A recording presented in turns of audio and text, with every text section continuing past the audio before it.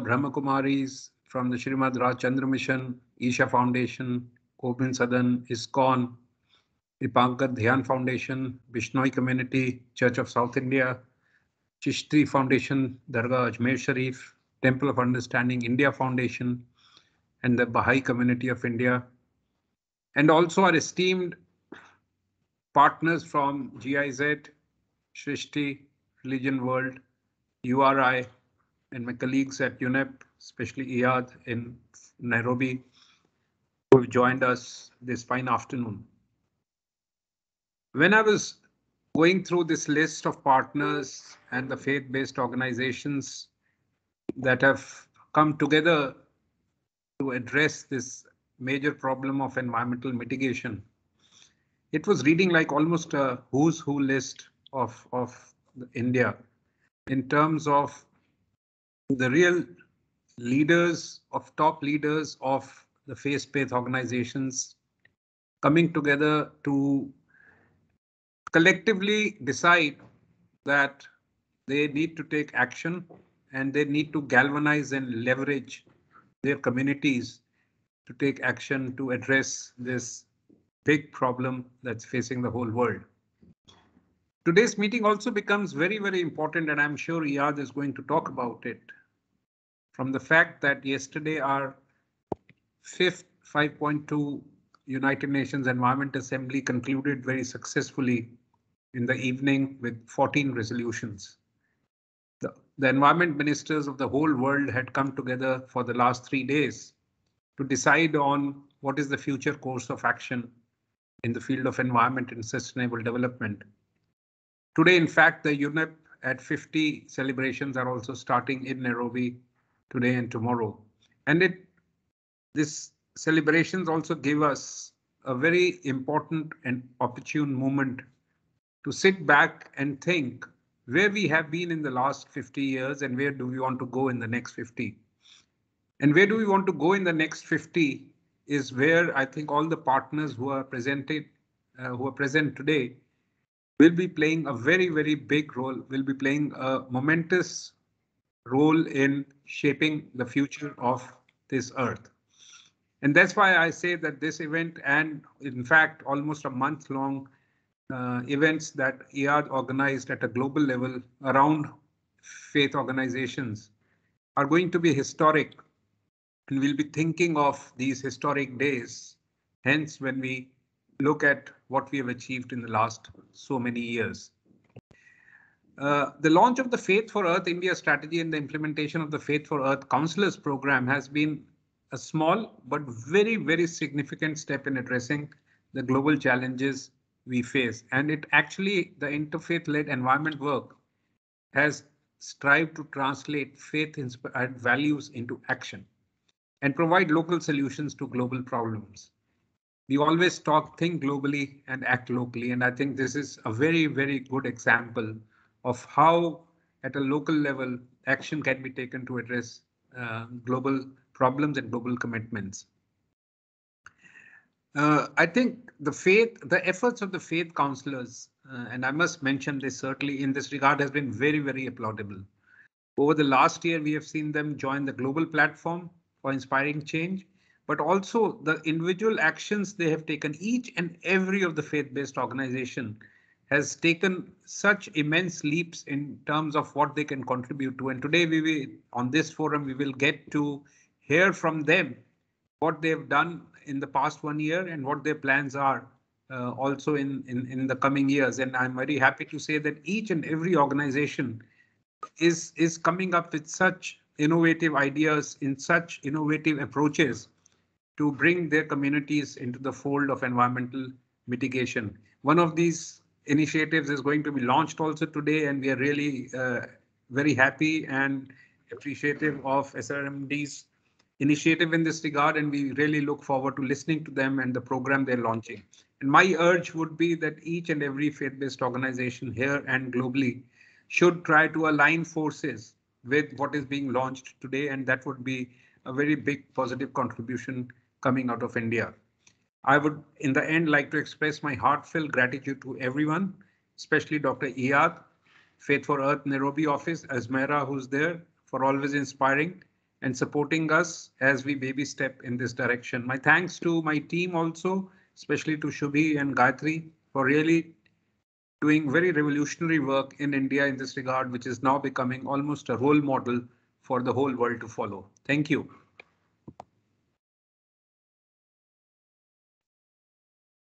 Thank you so much, sir. Dr. Iyad, we'd love to definitely hear, some of your opening comments before we actually move forward. Thank you very much, Shabri. Thank you very much, Atul. Namaste. Good morning, good afternoon. Greetings of compassion, love, and blessings. Thank you very much for inviting me to be part of this important dialogue with important and eminent leaders from India. This has been a pleasure since we started the program in India, and I'm so delighted that first of all I'm speaking after Atul. This is the first time I do so.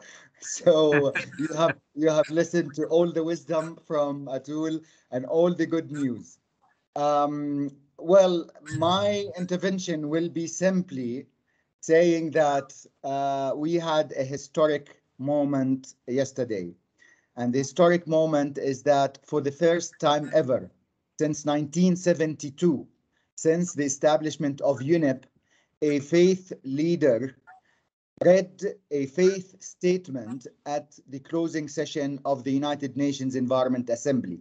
And for those who do not know, the United Nations Environment Assembly is the highest global authority on environmental issues that sets policies and directs the priorities on environmental issues. So allow me just to read, it is a 3-minute statement, just to read the statement and enjoy it with all of you. The statement says, UNIA 5 is a historic moment for multiple faith traditions to engage with global environmental challenges today. Since the launch of Faith for Earth at UNIA 4, this movement continues to grow exponentially. 56 faith-based organizations are accredited and participate in the global major groups and stakeholders program. This year, a series of Faith for Earth dialogue took place with the support of 94 faith-based organizations. The series was opened by the Executive Director of UNEP and the President of UNIA, alongside 10 high-level faith leaders representing 80% of the global population. As members from unique communities of faith, religious traditions, and spiritual pathways, we affirm with scientists around the world the underlying causes of climate change, pollution, assaults on biodiversity, and ecosystem degradation that are all tangled in a spiritual crisis of values, ethics, and moral responsibility, evident human overconsumption. A fundamental change in policy and practice around the world will require a spiritual transformation for humanity that will be evident in values, attitudes, and overall disposition to strengthen action for nature. We are faith actors, living and practicing our beliefs in every part of the world. We are able to reach billions of people around the world in order to inspire their transformation. We are rooted in local communities and already provide spiritual, practical, and psychological support to displaced people, vulnerable communities, and to millions affected by calamities. We play an essential role in assisting communities to respond with resilience in the face of current and upcoming disasters. Ahead of UNIA 5.2, a coalition of faith actors met in order to reach agreement on a statement that responded to the scourge of plastic pollution in our rivers, oceans, and land. This agreement is initially signed by 45 faith representatives as more support for the statement arrives. The distinctive role of faith actors was recognized in UNEP's midterm strategy.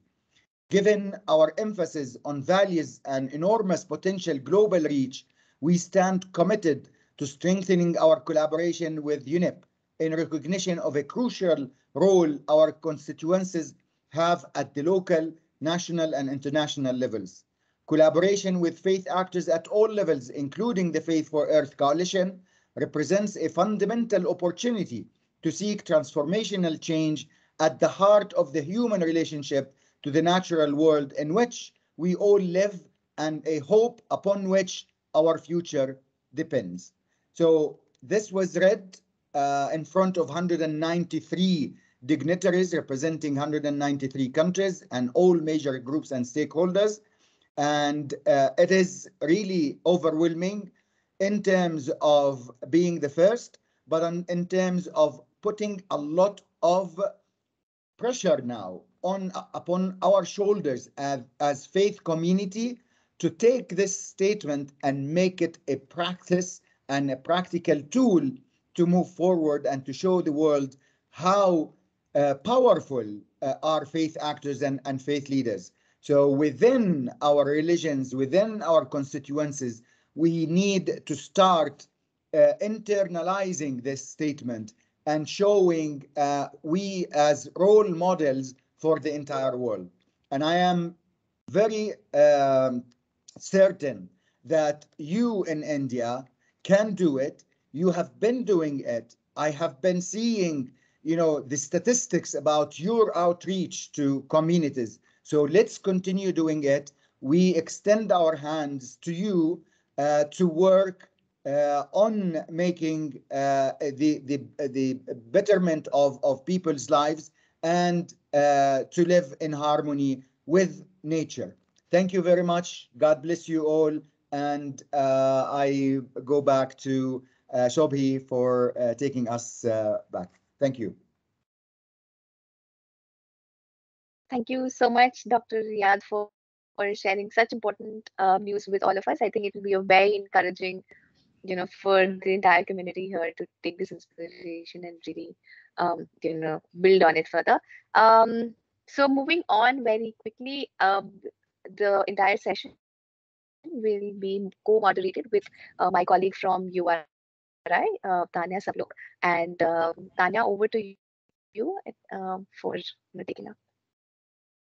Thank you, Subi, and thank you, Dr. Iyad and Mr. Atul, for a marvelous opening to the program. Greetings from United Religions Initiative, North India, to all the esteemed guests present with us today. I'll just take a minute to run through the meeting rules that will help us ensure the smooth running of today's program. The guests are requested to keep your mics muted when not speaking. You are encouraged to keep your cameras off when not speaking. As the time slots for this event are fixed, please, you're requested to avoid overshooting the time slots to help ensure that everyone has the chance to present their valuable contributions equally. Should anybody have any questions or comments, please feel free to use the chat box. And to know more about our esteemed speakers present on this call today, please keep a tab on the chat. Thank you. I appreciate all of you being with me in understanding the ground rules. And without further ado, I would like to invite our first speaker for today, Mr. Pinaki Das Gupta, to share his reflections on of the India Faith for Earth Councillors Program 2021.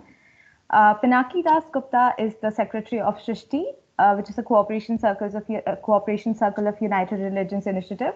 He's a research scholar from Center for Rural Development and Technology at IIT Delhi and has worked on several national projects related to alternative fuels, food, chemicals, industry, health, and agricultural sectors. Welcome, Mr. Pinaki. Yeah, thank you, Tanya, and thank you, all of you. Namaste, and good afternoon and good morning from wherever you are joining. And I'm truly honored and blessed to be present at this very important engagement. So I will take a moment to select my slides, and please let me know if it is visible. Yeah, is it visible, Tanya? It is. We can. It is. Great. Thank you. And please let me know if I overshoot the time. You can mute me then.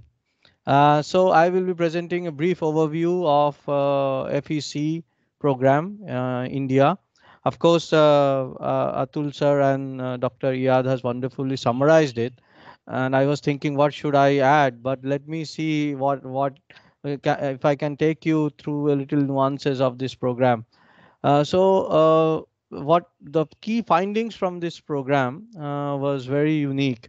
We had this program in 4 phases, right from the online survey to consultation to sharing of resources and then online training and then the action component. So it was a wonderful journey.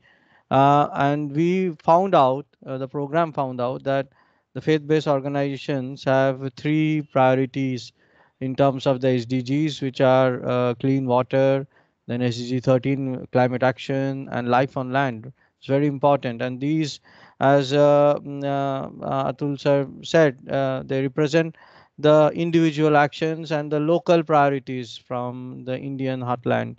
It was also a very unique project, first of its kind, if I can say that, the FEC program, because it demonstrated the grassroots and community efforts in addressing the global environmental challenges, because that was very important.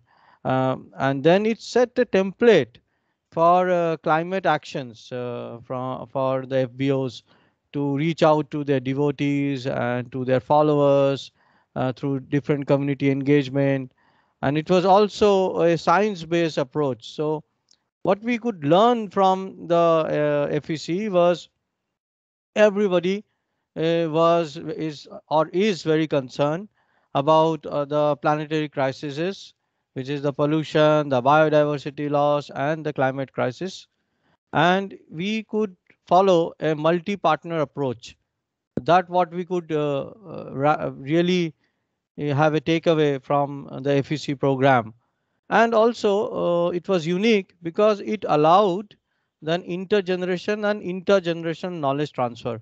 Because it is also important that every generation is equally empowered and reached out for kind of all challenges which we are facing right now in terms of environmental concerns. And FEC was also a medium for scaling up and demonstrating the united effort, because every FBO had its own unique program, its own unique manner to reach out to communities, and there we could learn from each other. Then, following the engagement strategies is basically the FBOs identified few needs, and among them what you could see is the training, the capacity building, the expert guidance, the networking, funding, and the educational resources are of the highest ranks, and these are still there is a long way to go in these. And probably what FEC program taught us was to use the SWOT and SMART principle, the strength, weakness, opportunities, and threat, and the specific, measurable, a realistic time frame model to mobilize and activate the power of faith-based communities, our kind of spiritual values, like Dr. Iyad, to as said, Dr. Iyad mentioned, to disseminate among the followers and the faith-based communities for taking or stepping up the action on climate change and related concerns. So this is all about my presentation. It was very short, but really it was kind of an honor to work with all the partners. The first, the acknowledgement goes to FECs who have participated, and then the project partners and UNEP India, UNEP Nairobi office, and my wonderful colleagues from URI North India, and URI Global offices. So thank you so much. And happy to take any questions on that later on. Thank you, Pinaki, for such beautifully summarizing last year's program. I know we are baby stepping, and there's so much more that needs to be done. We're trying to definitely deepen, but also broaden our scope of engagement. And with that, I think I'd like to now invite Kamna. Kamna has is an urban social planner who's currently working as an advisor and project coordinator with the GIZ for Project Avira, which is on reducing plastic waste in Ganga. And I'm sure Kamna will definitely touch base upon the exciting engagement we've had, but also I'd like to share with everyone that in all of the phases that we did during the FEC program, one of it was the data collection part, to which everybody contributed, and that was very instrumental in bringing us something together that Kamna will be talking of. Over to you. Thank you, Shubhi, and namaskar to everybody. Good morning and good afternoon from wherever you are joining. I'll not take so much of time and just go through my slides, knowing the consideration of time limitations that we have. Shubhi, just let me know if slides are visible, then I can start. It is. Yes. Thank you. So today I'll be talking about Project Aviral, which focuses on reducing plastic waste in Ganga. The project is supported by Alliance to End Plastic Waste, which is an alliance of plastic producers company, and they also want to contribute how to address the problem of plastic waste management. I am representing the organization GIZ, which is a public company owned by the government of Germany, and we work hand in hand with the government globally in the field of sustainable development. And together we join the hands with the similar objective of reducing the plastic waste in Ganga. To begin with, from the Haridwar and Rishikesh. And the more details about the project, you can go through the project video. The link is provided. I will also put it in the chat. The overall objective of the project is how to reduce the plastic waste by strengthening the integrated and improved waste management systems at a local level with the communities. And since the problem of waste management, the solutions responsibility lies with the urban local bodies. So how we work together and help the communities to solve this problem. The word Aviral, it denotes is a continuous efforts that the project is putting up and really want to escalate so that the problem of waste management, plastic waste management, particularly the marine litter problem, can be solved, and it can also ensure the continuous flow of river Ganga to begin with, but it can be replicable to all other cities, be it the river-based cities or the cities in general. When we started in these two cities, the entire idea was, to work in a multi-partnership level. And there we saw that in Haridwar, UNEP is already working with the project, and also with the engagement that they have with the interfaith-based organization. So we both also joins hands together for addressing this problem of plastic waste management. Apart from the data collection work with jointly the project undertook, the community engagement, with both the projects are taking up is also important component which we thought we should focus. And association with the organization, the platforms like UN Faith for Heart has definitely helped us to how to replicate these models with the support of the faith-based leader, because when they say, people definitely listen. So if we look at the Haridwar, we all know that it's a religious city. It attracts millions of devotees. There are, apart from the mega events like Kumbh, in ashrams, there are a lot of ashrams, temples where the religious feats, which we call bhandaras, are organized on a regular basis. So we thought we can focus on these particular stakeholders and how the project can help them, for effective waste management, particularly during the public events when large number of quantity of waste is generated. And that also requires the community understanding and participation, especially about the segregation. So we thought that it's a good opportunity to contribute that how the project can help to organize the green events particularly. So if we look at it nowadays, because of the conscious calls, we heard a lot about the green weddings, the green events. So these guidelines will definitely help how to organize them, what needs to be done, whose capacities needs to be built. So if we look at the at a national level, the legislation, what it says that from the solid waste management rules, which also defines that if anyone is organizing an event which is more than 100 people gathering, then they have to ensure the source segregation. Otherwise, the municipalities will not, collect the waste, because unsegregated mixed waste usually land up at the landfills and create problems for everybody.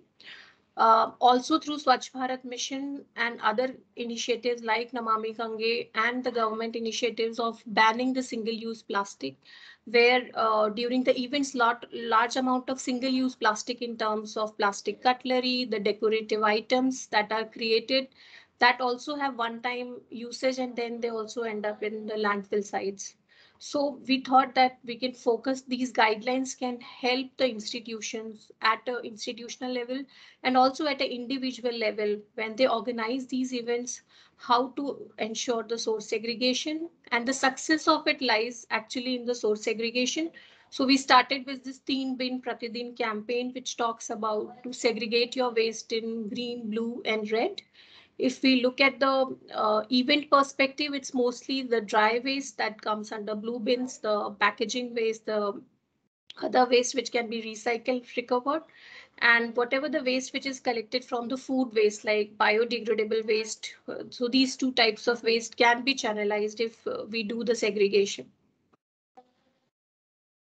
So this event guidebook is divided into 3 parts, which first one talks about what needs to be done before the event. Like, what is the planning that is required in terms of organization, who is organizing it, what is the manpower that is required, what type of event it is. For example, if it's a Bhandara, then definitely you have more wet waste.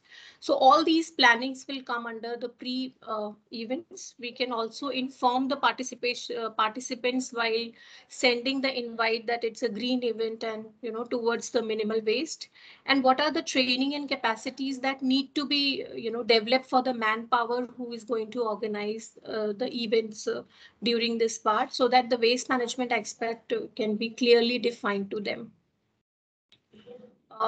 Then the second part comes to the activities which are there during the event. So as we mentioned that depending on the type of event, the the generation can be defined, and the idea is how to simplify what needs to be done, what can be avoided through the proper signage in the vernacular language with more of the pictorial use through the trained volunteers, so that they can guide the participants, and what is the overall objective that you have achieve when we do this simple act of source segregation, just getting it in the right bin, how it helps, so that the waste which is there, not approximately 85 to 90% of waste can be channelized as a resource.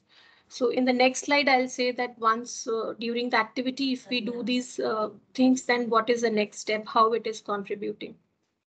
So after the event, post-event, when we have the segregated waste, the composting, the wet waste, if we have seen, the waste which is unutilized, it can be directly sent for the charity organization, which is a fresh waste not used.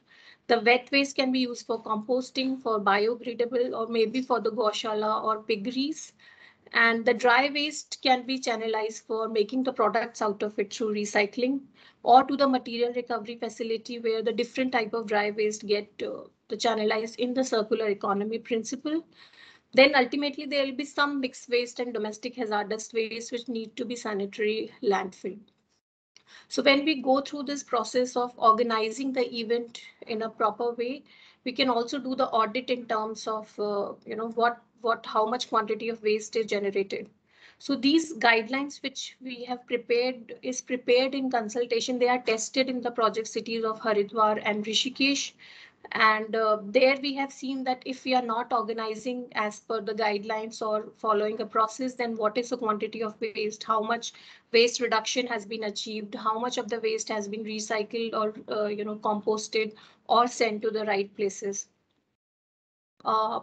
Also, since in every religion the waste, the management of the pollution free world is actually established, so we thought why not we should take the abstract from the religion itself through this particular platform, so that people can also relate it. That is something prescribed by any religion. And that's what we thought, that the platform like you, the leaders like you, can definitely help to implement these guidelines. It's an open source of document which can be used by anybody. After 9th of March, it will be available in the website and also with the UNEP website. And for wider dissemination, we are also converting it in Hindi so that it's easy to understand. So the idea is not to make it a very comprehensive document, but easy to understand document so that people can actually make use of it. And here we would like to thank, UNEP also for providing these, basically linking it with the, that attracts to the community. So when the religious leaders say something, the effect, the multiple effect is there. So we definitely appeal to all of you to adopt these, to implement them, and also to inspire others towards the green events. We are also thankful to our partners who are working on ground and whose experience has actually come up with these guidelines of Sahas and Waste Warrior. And we definitely ready to help in terms of any hand holding that is required for implementing or adopting it at different institutions. So thank you so much. And here I end my presentation. I'm also open for the questions if we have any. Thank you so much, Kamna, for such a comprehensive presentation. Moving on, may I please now invite Honorable Sister Jain Ji, who's the additional administrative head for the Brahma Kumaris, the director at the Brahma Kumaris activities in Europe and Middle East, and the representative to the UN in Geneva.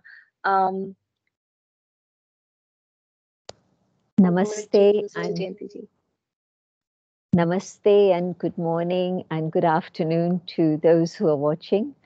And it's my honor and pleasure to represent the Brahma Kumaris with you.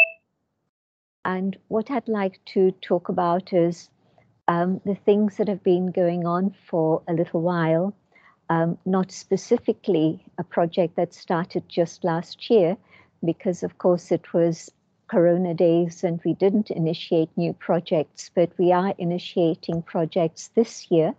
But what I'd like to share is that the basic concept of spiritual ideas is that of simplicity and reducing consumerism, and for many, vegetarian diet, of course. So these have been the foundation for everything that we do.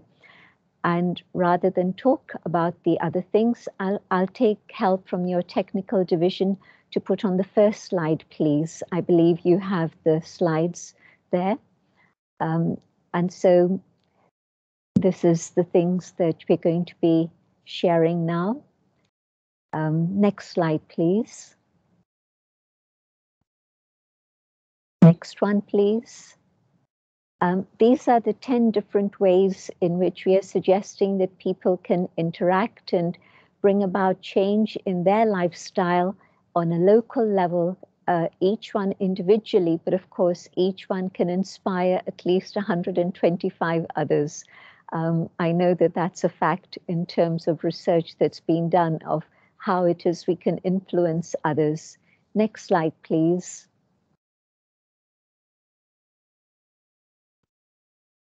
Next, please. So these are the basic values that we want to emphasize: simplicity, compassion, using everything economically, continuous learning, sharing generously, especially looking at the state of the world today globally. We can see how sharing is so very important. Of course, it starts at the local level, but it extends to the whole wide world, and especially during these very critical times. Next slide, please.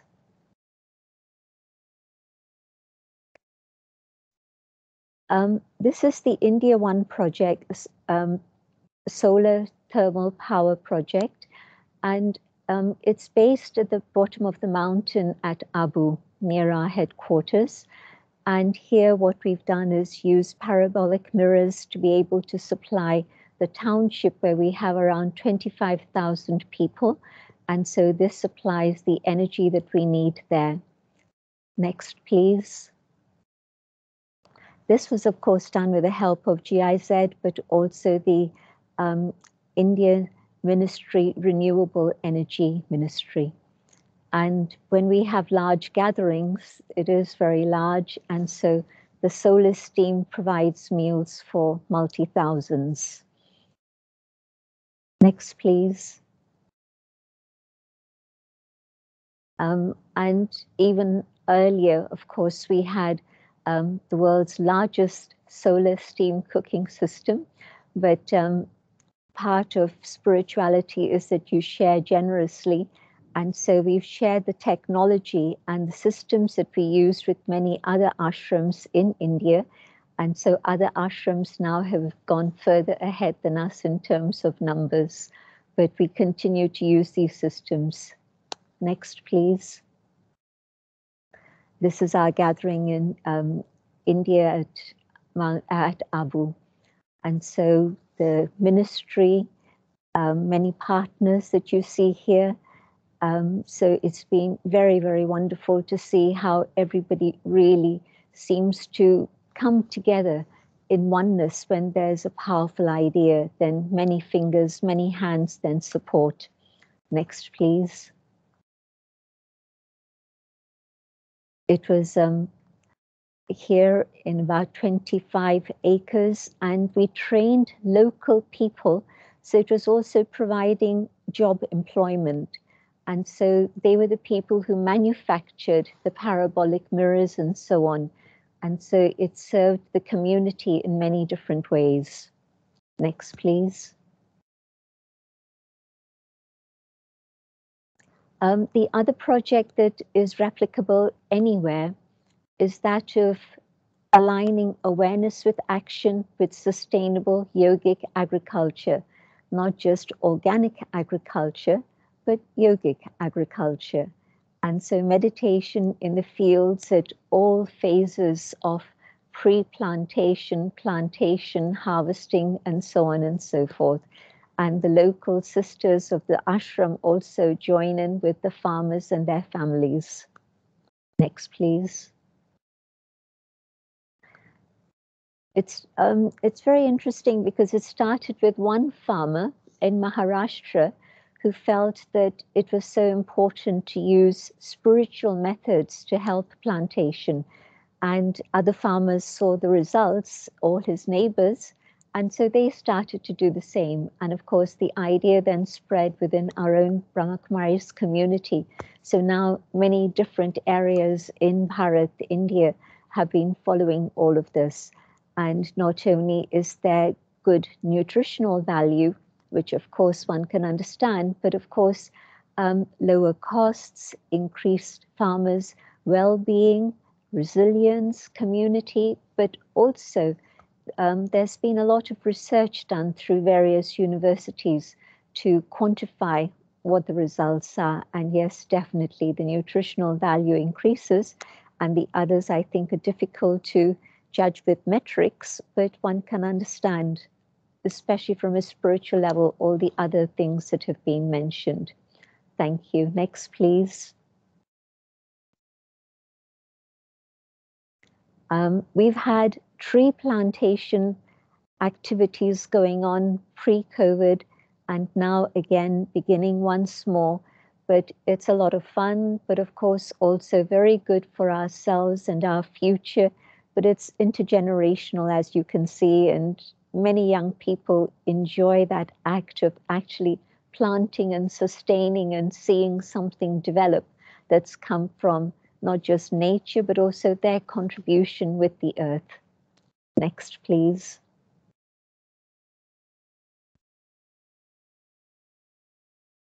In terms of raising awareness and consciousness, and also, of course, tree plantation, here you have some of the metrics that have been described.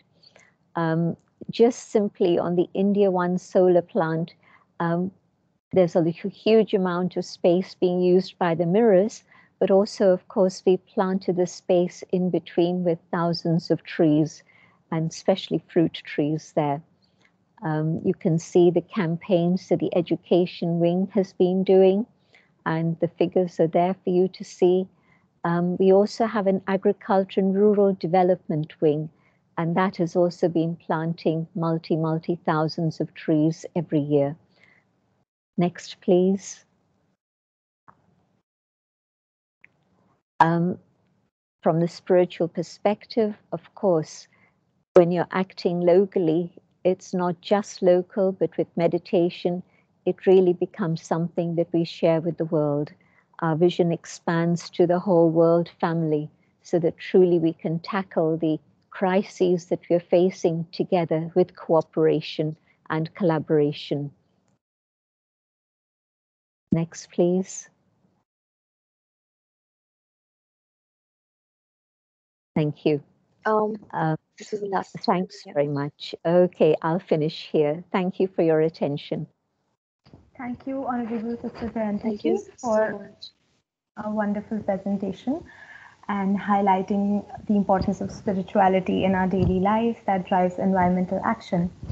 And what stood out to me from your presentation was how the youth, the young people, they feel so closely connected to the environment. And moving from that, I would now like to invite Mr. Vipul Shah, Honorable Vipul Shah ji, the Chief Operating Officer of Petrochemicals at Reliance Industries Limited, and is part of the Environmental Core Committee at Srimad Raj Chandra Mission, Dharampur. And also Honorable Atmaprit Vidhiji, who is a devotee of Puja Gurudev Sri Rakesh Bhaiji and a senior renunciate of Srimad Raj Chandra Mission, Dharampur. She has been instrumental in developing the curriculum for the programs of Srimad Raj Chandra Divine Touch, which is a global chain of value education classes. Mr. Vipulji and Vidhiji will be jointly presenting on Nurturing Youth for Tomorrow, launch of the Faith for Earth Empathy Learning Program. I welcome both of you. Thank you. Thank you, Subi. Just a minor correction. Me too is a devotee of Gurudev Shri as well. Well, good morning, good afternoon, and good evening, all the esteemed dignitaries, my revered fellow speakers, youngsters and friends. At the outset, let me thank Iyad, Atulji, and UNEP team for inviting us to this August gathering and share some of our thoughts. Change is the only constant in our lives. Our Mother Earth has been undergoing transformation for millions of years. However, we humans have caused the greatest transformations by altering the world that we live in ways that cannot be easily reversed. Climate change plus other environmental factors now contribute to the immense changes that are potentially altering the one Earth that we have, be it the rising sea levels or depleting ice coverage on the poles.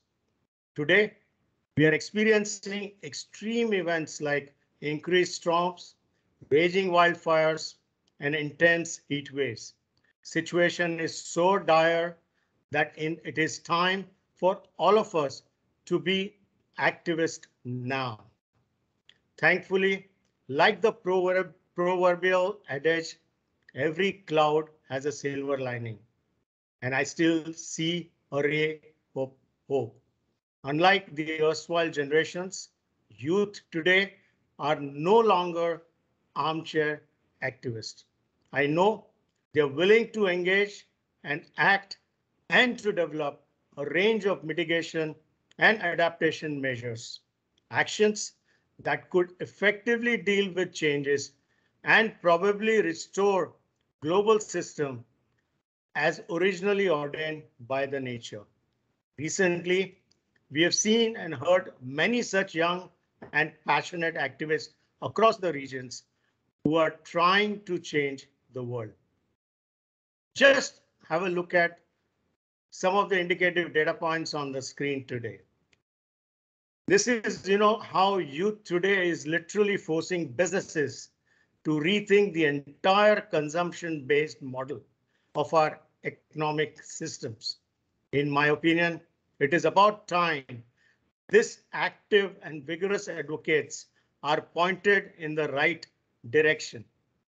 Before we introduce an upcoming environmental initiatives that seeks to transform the value systems of next generations, let me share a little bit about the environmental work at the Srimad Rajchandra Love and Care SRLC, the social service wing of the mission, envisioned and inspired by Pujya Gurudev Shri. Can we please play the SRLC video, please? Thank you.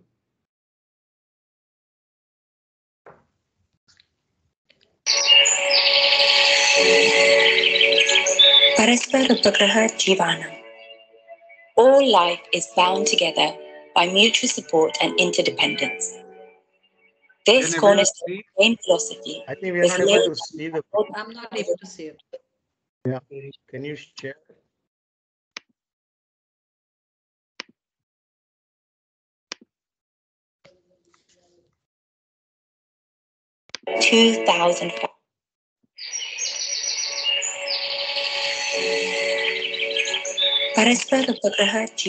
Okay, now. All life is bound together by mutual support and interdependence. This cornerstone of Jain philosophy was laid down by Lord Mahavir over 2,500 years ago. Expounding on these teachings is the spiritual luminary Srimad Rajchandraji, who was also the spiritual guide to Mahatma Gandhi, and an ardent devotee of Srimad Rajchandraji is the living master Pujya Gurudev Sri Rakeshji, a spiritual visionary and modern-day mystic. He is making Jain teachings relevant in the current times and putting into action a culture of compassion across the globe through Srimad Rajchandra Love and Care, an initiative of Srimad Rajchandra Mission Therapy. The philosophy of extending compassion to the entire ecosystem is best witnessed at Srimad Rajchandra Ashram Dharampur, the international headquarters of the mission. The land of the ashram was severely degraded and barren due to deforestation and overgrazing. The area was moving towards desertification with depleted or entirely dry groundwater reserves and a near disappearance of the biodiversity of the region. While the ashram was being constructed, various initiatives were undertaken to restore, recuperate and replenish the land. The goal of the afforestation program is to create a permanent green lung with over 100,000 trees and shrubs to generate ecological, biodiversity and climatic advantages. The afforestation has led to an increase in the non-human visitors at the ashram. Many of these birds, butterflies and other species are strong indicators of the healing ecosystem. Under the seed program, villagers are trained in organic farming methods which improve self-efficacy and significantly reduce the carbon footprint for the food and other needs of the community. Solar panels have been installed at various locations to promote renewable energy to meet the energy needs of the spiritual township. Soil biotechnology is a special technology that treats sewage water. This water is then used for plants and trees being grown across the 223 acres of the township. Rainwater is being harvested using various methods such as bioswales and trenches. Even a new check dam has been constructed to harvest rainwater and recharge the groundwater levels for the community. To minimize waste, sandalwood and flowers from local temples is recycled to make incense sticks. Under the guidance of Pujya Gurudev Shri, this culture of compassion has spread across the globe, touching thousands of lives and inspiring numerous charitable initiatives. And by the grace of Pujya Gurudev Shri, taking care of nature has become the nature for thousands of volunteers across the world.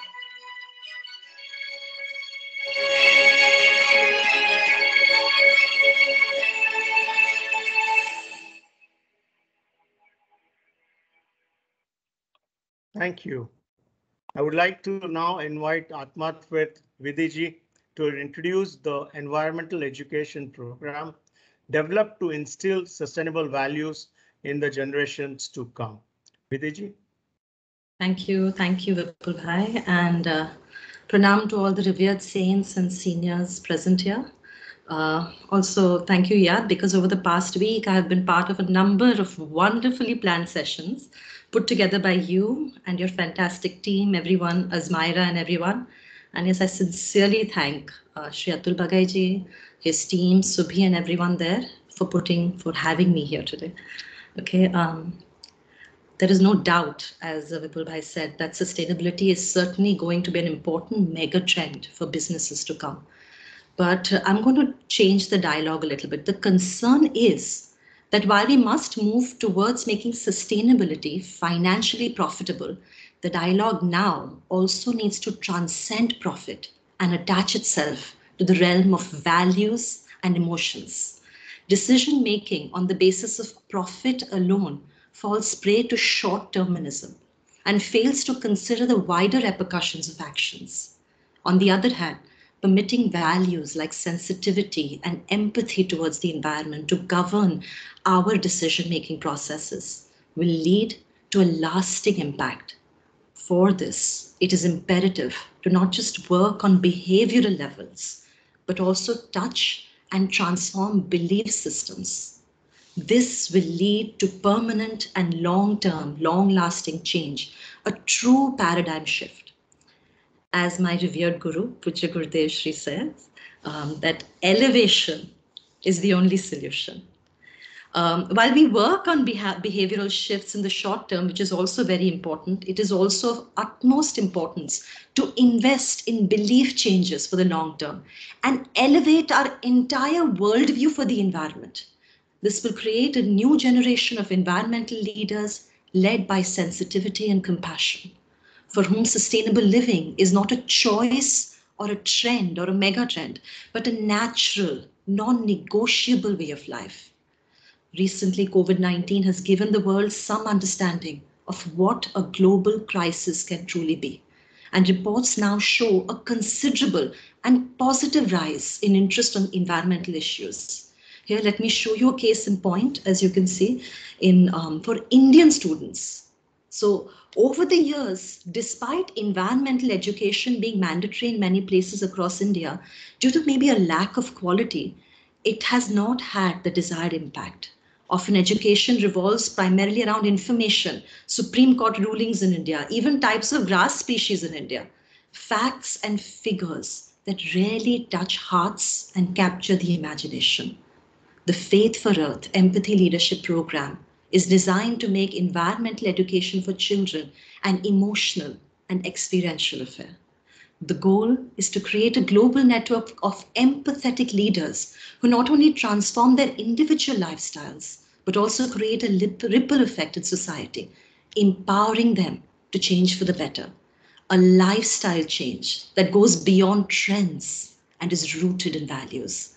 Srimad Rajchandra Mission has designed and successfully implemented several value education programs that run in our centers across the world and also in collaboration with numerous schools across the world. With the wonderful inspiration and support from Dr. Riyad and Shri Atul Bagai and his team, we're now getting ready to launch a program specially designed to make children and youth feel and value our One Earth at a deeper level. For this, without saying anything more, let us see a quick video again of what we can expect as we plan for a launch for the field program. Please.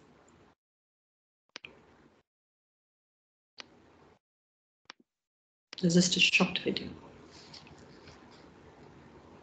In a day, 34 gigabytes of information is processed by our head. How much of that sinks in deeper inside our heart? Today, with so much information, we can behold our planet just the way it is.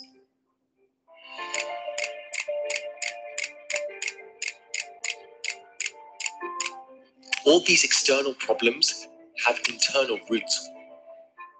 And who can really feel for them? We can. With the grace of the spiritual luminary, Pujya Gurudev Shri Rakeshji, through the Faith for Earth Empathy Leadership Feel program,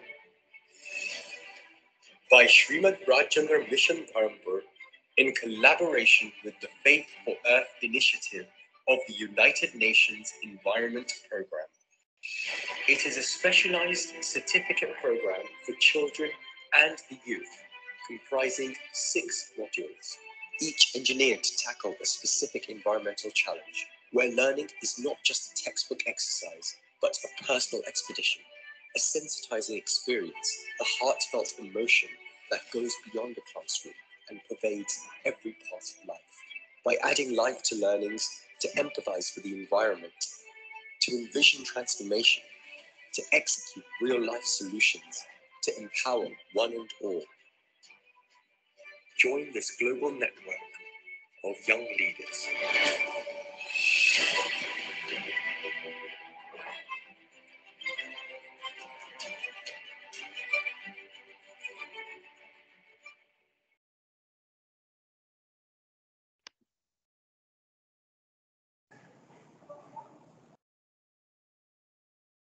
Vidhi, you are on mute.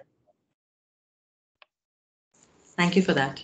So that was just a little bit about the field program, and we're eager now to partner with organizations across the globe. The curriculum is launching soon, and we're looking forward to work more deeply with UNEP to take this everywhere. Thank you again for your time and attention. Thank you so much, Vidhi and Vipul for this wonderful inspiration. Now I'd quickly like to invite Honorable Gauranga Das ji. There's been a slight emergency that we had to run into. Honorable Gauranga Das ji is a member of the ISKCON Governing Body Commission and the director of ISKCON's Govardhan Eco Village, well known for its innovative model of ecotourism as a catalyst for rural development. He has strategized and led execution for GEV's synergetic solutions for SDGs that center around climate change. Over to you. Thank you so much, Dr. Iyad and Atulji and your team for inviting us for this very important session. I'll begin by sharing Govardhan Eco Village's implementation of the 17 SDGs as a model for whole of ISKCON to follow. Alternative, sustainable model of the world, simple living, high thinking, harmony with the self, divine, nature and humanity, powerful optimized action models, sustainability technological interventions. I hope you're able to see the screen. We can. Yes, we are. Yeah, okay. So, as far as the first SDG is concerned of no poverty, we have focused on farmer livelihood creation, especially in training them in organic farming. And we have trained more than 3,000 farmers in the last 1.5 years. We have what is known as a Wadi program, which is multi-cropping with agriculture, floriculture, horticulture all into one. So that even in a 1 acre plot, the farmers are able to take care of their income in case there is some kind of crop failure. So more than 2,000 farmers we have actually trained. And we have been really inspired by the Faith Councillor program, which has given us an impetus to share with all of them the importance of organic farming in the local language. Also, along with that, for supplemental income, we are encouraging them to keep livestock. So as far as no poverty is concerned, we have focused on the farmer development at the eco village. Second is zero hunger, especially during the last couple of years post-COVID. There have been people who were directly impacted during COVID as a result of the sudden lockdown. Also, there are others who were affected because their livelihoods were taken away. And because of COVID, they could not perform the jobs they were doing before. And so to mitigate the hunger, we have distributed almost 1.1 lakh free meals during COVID. And after that, 2+ lakhs we are distributing annually. And we hope to take this to almost 1 million. And we are very convinced that we need to connect this hunger-free Palghar initiative to both education and livelihoods creation within the 7 talukas in Palghar district. The third aspect of the SDGs is good health and well-being. So we have primary healthcare centers, mobile health camps, and we have de-addiction camps. So Palghar, as you know, is almost having 75% tribal population. Palghar is also having more than 65% below the poverty line. The average income of Palghar for a population of 3 million is only 27,000 rupees per annum. And therefore, we have conducted more than 2,500 health camps, more than 100,000 treatments and 1,800 cancer surgeries. One of the big challenges is to convince the local people to take to this health initiative seriously and also encourage them in prevention. This has been extremely successful and overall impact we are seeing is very positive.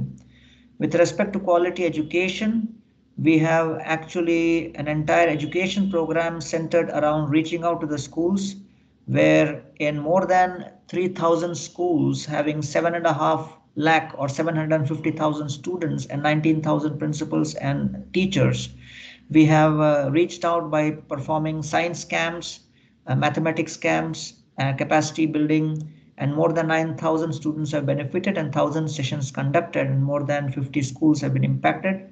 And now we are going to be working with Piramal Foundation and Kaival Education Foundation to do the capacity building for all the principals in the schools. We are also helping create social impact leadership by training students and also in culture and ethics by having a PhD program and masters through Bhaktivedanta Research Center with library and museum. Also, traditional educational values we are imparting amongst the Gurukul, which is run at the eco village itself.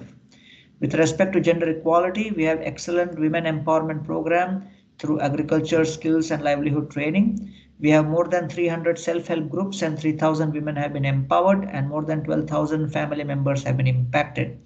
One of the very important elements which we have just created is a 70,000 square feet of a Govardhan Kaushal Vikas Kendra, the third largest skill development center in whole of India and the largest skill development center in Maharashtra. Through this, we hope to empower more and more women in various trades, including nursing and electric vehicle and motorized training. We have clean water and sanitation for safe drinking water access, rainwater harvesting and irrigation facilities.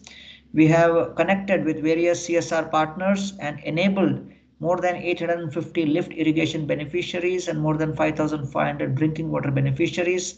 And we have created customized irrigation beneficiaries. One of the novel ways in which we have actually created impact is by allowing sharing of the water resources by creating cooperation and systems by which the water resources can be shared. For affordable and clean energy, we have 220 kilowatt solar power at Govardhan Eco Village, which is the capacity building impact center within the hub and spoke model, and 3,600 kilogram of cow dung gives 30 cubic meter of biogas at GEV, and we are inspiring all the villagers around to also bring in alternate energy within their gamut. Decent work and economic growth as part of micro enterprises and Bhaktivedanta Kaushal Vikas Kendra. We have more than 50 livelihood initiatives and 250 tribals benefited and 50% increase in individual income. And as I said that before we began this skill development center, we had more than 70 students trained in the last year with 80% placement record. And we have areas of skilling including industry areas, food, agriculture, technology, and electric vehicle. And now we are also adding adult literacy, financial literacy, and digital literacy. With respect to 9th SDG, industry, innovation, and infrastructure, we have green buildings where we have created 400,000 compressed stabilized earth blocks on site, which is a Griha 5-star and Indian Green Building Council Platinum rating complex with almost 1.5 crore liters of rainwater harvested and 4 crore of liters recycled with what you see on the bottom right as the soil biotechnology plant, a completely green technology which actually transforms all the black and grey water into fish fit water. We are very proud that we are extending this green building concept to more than 25 temples of ISKCON all over India, and ISKCON has tied up an MOU with Indian Green Building Council that within the next 1 year we will have 25 ISKCON temples completely green certified by IGBC, and they will be known as Reverend certification under IGBC.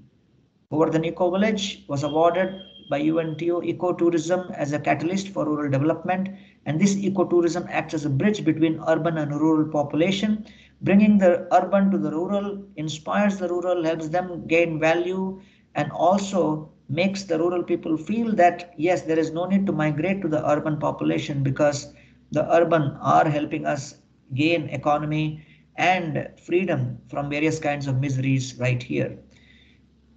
As far as sustainable cities and communities, we have actually created a Vrindavan forest, mud house for villagers and organic composting, and we have replicated a holy place with 12 forests and 7 temples and created a model for spiritual tourism across 748 districts in India.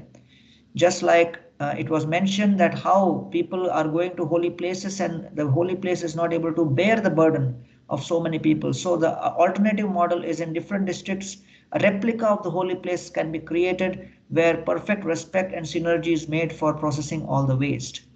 Responsible consumption and production, Govardhan Yoga trains 200 plus teachers because yoga is the medium by which we teach discipline, and discipline is a fusion of intention with action. And therefore, we are also creating Haribol milk and grains products, a grocery chain by which we are creating a circular economy connecting the rural to the urban. Climate action, we are doing various kinds of conferences, flood relief programs, and cultural awareness.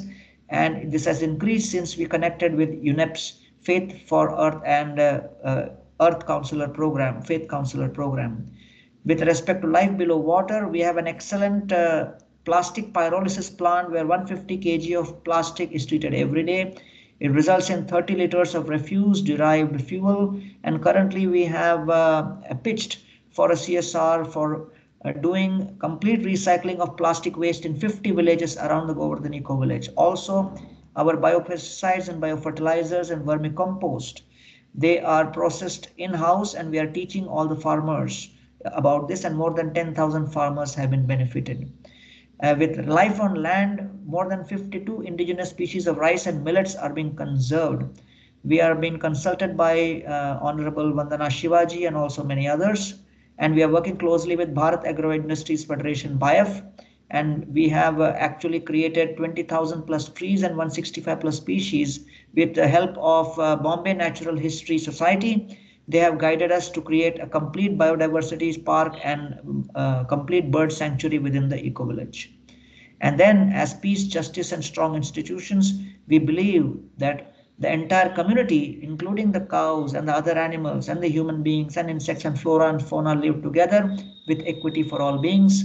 And in this way, we are then able to have partnerships for these goals with various partners across the whole world. I'm indeed grateful to Dr. Iyad and his team for being extremely generous with their excellent coordination for training us in how to do all these things in the near future. We hope to do much more with your guidance, sir, and thank you very much for guiding us in this direction. Pranams.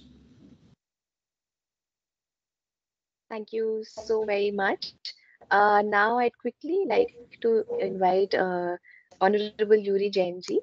He is a full-time volunteer at the Isha Foundation, heading the social outreach activities in the areas of environment and education. He was also the former global vice president at Unilever, where he's of course led the world's largest safe drinking water intervention. Over to you, Gigi. Namaskaram, everyone. It's wonderful to be here with all of you. I must say that talking about Faith for Earth is a very humbling proposition, because on the one hand, I'm standing in for the direct work of Sadhguru, and on the other hand, I'm talking about the efforts of millions of volunteers. For many, many decades now, Sadhguru has worked tirelessly to raise human consciousness. But as he says, you can bring spirituality into the lives of people only if they're first enough to eat and if there is some basic sense to their life format. It is with that context that we've launched a whole raft of initiatives which seek to re-engineer the adverse environmental and social situations around us so that human beings, and indeed all life forms, can find a conducive atmosphere to blossom. Now, I could talk at length about what we've done, but I thought that in terms of both action and actionability, I would talk to you today about what we are in the midst of doing just now. We've just launched a global movement to save soil. Why save soil? Well, we, along with 87% of all life forms, come from and depend on what is just 3 feet of soil spread thinly across the earth. Unfortunately, we have brought this limited quantity of life-giving material to the very verge of extinction. And let me explain that. Soil degradation is a worldwide phenomenon. 62% of Indian soil is turning into sand, into desert. Africa will lose 2/3 of its arable lands by 2030. The US has already lost 50% of its soil. Europe has 75% of its soil with insufficient organic content. And the United Nations Convention to Combat Desertification has not surprisingly said that at this rate, 90% of all soil in the world will be degraded by the year 2050. Living in a world of hunger is not a pleasing prospect. But there is more to the soil problem than just hunger. We have all just talked about climate change, for example, in this discussion. But we seldom realize that 40% of that is because of degrading soil. We talk about water shortages, but we really don't focus on the root cause that it's happening because soil is losing the capacity to hold water because of declining organic content. We've talked about biodiversity, but well, 87% of all living forms are in the 3 feet of soil. 27,000 species are going extinct every year as soil degrades. And of course, we have linked to that the unfortunate socio-economic situation that the vast majority of people involved in rural agriculture remain poor and impoverished. So whichever way you see it, whether it's hunger, whether it's food, whether it's climate change, whether it's water, whether it's the loss of biodiversity, whether it's the loss of nutrition, whether it's the deprivation of rural livelihoods, soil is the meta problem. Okay, so we have a problem. What are we going to do about it? And that brings us to the global movement to save soil. We seek to educate and empower citizens across all countries of the world. And we are working with governments to initiate policy-driven actions to revitalize soil. And to make this happen, we're in the process of reaching out to 3.5 billion people on the back of the entire community of people that we have reached to. And we're simultaneously working with the governments of all 193 countries.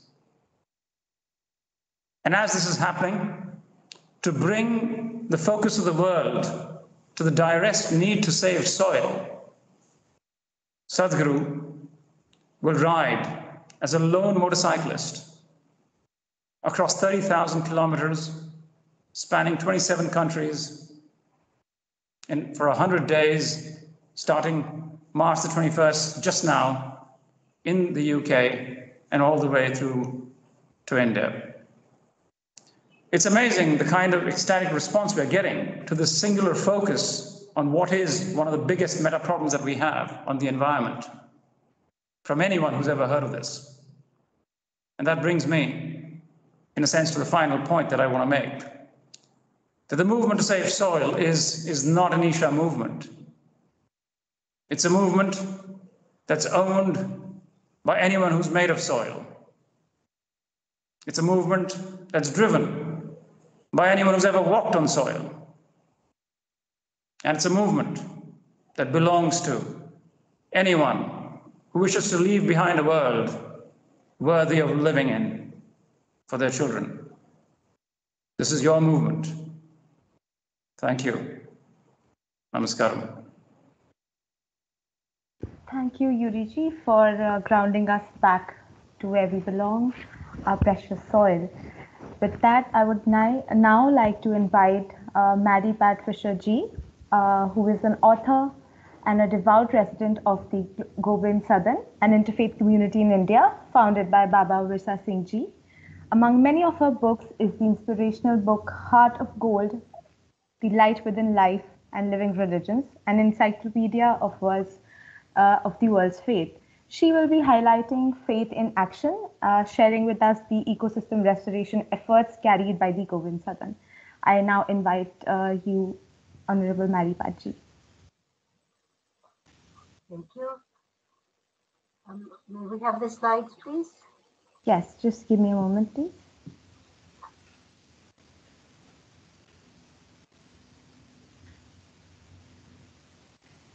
Is it good?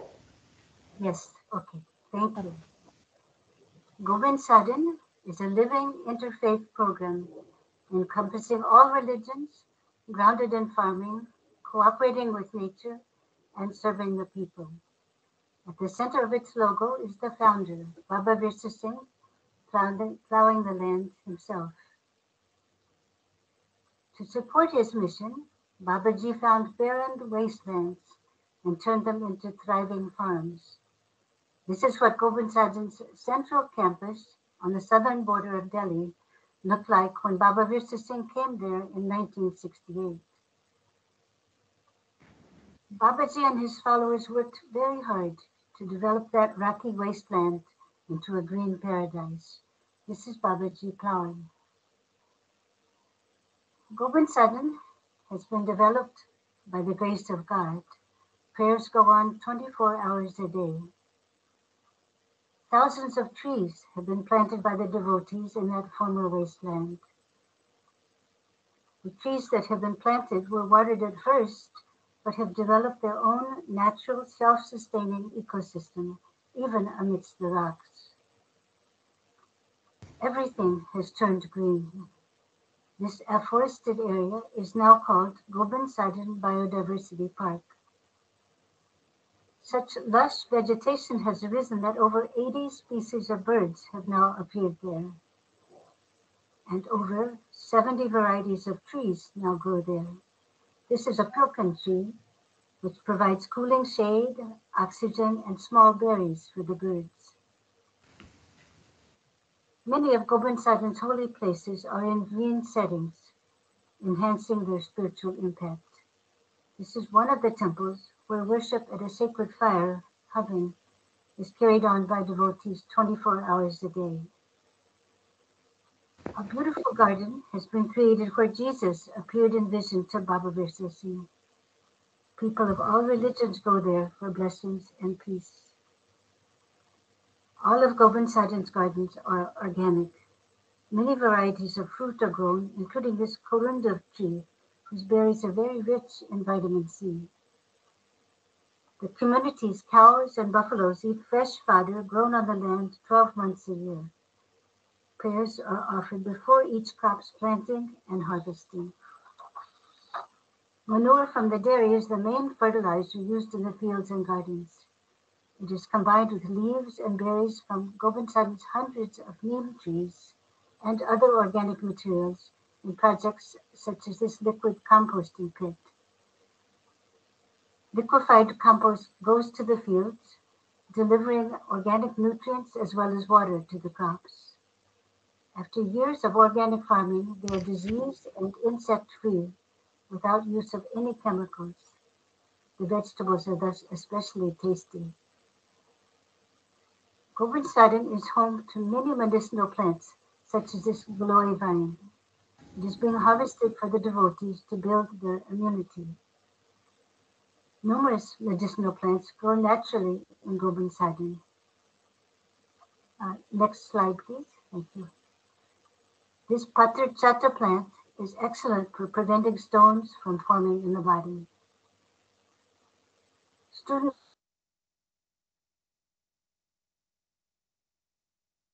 value of plants growing in Govind Sadan Biodiversity Park. The community does water harvesting throughout its campus to save every drop of water. Many storage tanks have been built to capture and reuse rainwater. Other water harvesting systems include projects in which surface runoff water is delivered deep underground through old tube wells to replenish the water table. 50 years ago, this seasonal pond was dug deeper and its banks reinforced. To today, it helps to preserve rainwater for the underground river. Cows and buffaloes in Gobind San's dairy provide delicious milk for the free langar. Free meals are offered to all who come, with organic vegetables from the fields, milk from the dairy, and wheat, rice, and gur from other farms that Gobind Sadhu developed. Nothing is wasted. Devotees bring their used clothes to Gobind Sadhu for reuse by the poor. Used materials that are beyond reuse are continually collected and sold for recycling. Solar installations have been built throughout the campus to gather clean energy from the sun. Thus, with gratitude to the Creator, Gobind Sadhu is trying to preserve the natural environment and serve the people. Thank you.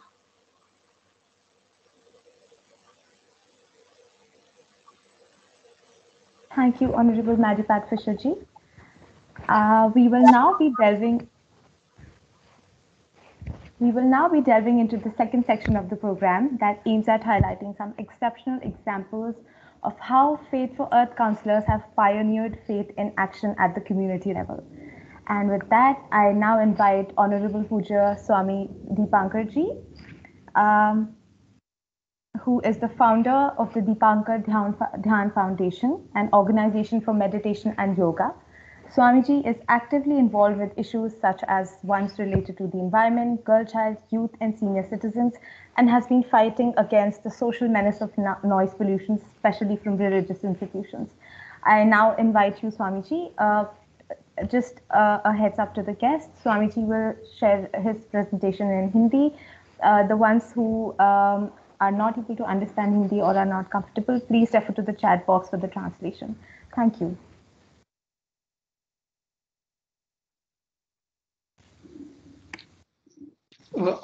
नमस्कार, प्रणाम, नमस्कार everyone. Tanya, आप हमें सुन पा रहे हैं? जी जी जी नमस्कार, नमस्कार स्वामी जी। नमस्कार, प्रणाम आदरणीय। ये पूरा अभियान, ये पूरा कैंपेन मुझे लगता है कि मेरे लिए एक सकारात्मक अनुभव रहा, और इस अनुभव में डॉक्टर याद, अतुल भाई और शुभी, तान्या, आप सब लोगों का भी आभार। मतलब इतना शायद मुझे लगता है किसी चीज को सकारात्मक बना देना अपने होने मात्र से ये बहुत बड़ी बात हो जाती है। मैं अपनी कैंपेनिंग को लेकर के कुछ बातें आपसे शेयर करूंगा। मुझे लगता है कि आस्था से प्रतीत होता है सामूहिक जुड़ाव, और जब वही जुड़ाव एक दूसरे के साथ खड़ा हो जाता है तो मुझे लगता है वो सफलता में परिणत हो जाता है, सफलता में परिवर्तित हो जाता है, सफलता में बदल जाता है। इसी सफलता को और गतिशील बनाने के लिए एक कैंपेन अब से 4 साल 5 साल पहले लॉन्च किया गया। उस कैंपेन का नाम था से नो टू नॉइस। उसको प्रारंभ किया गया, उसको यूपी पुलिस के साथ, दिल्ली पुलिस के साथ और भारत में, ऑल ओवर इंडिया में उसको चलाया गया। हर सिग्नल पर खड़े होकर, तकरीबन मुझे लगता है कि शायद सैकड़ों सिग्नल होंगे जिन पर खड़े होकर एक रेड रोज दिया गया, गुलाब दिया गया, बताया गया कि अगर आप अपने से बाजू वाले को बचाना चाहते हैं तो प्लीज हॉर्न मत दीजिए, ये वो अप्रत्यक्ष शत्रु है जो मार भी देता है और पता भी नहीं लगता। बहुत सारे लोग सुनने की क्षमता खो चुके हैं, बहुत सारे लोग अपने बारे में ठीक से जानते भी नहीं, और जितने विकल्प हैं वो उनको और भी अपने बारे में जानने से अनभिज्ञ बना देते हैं।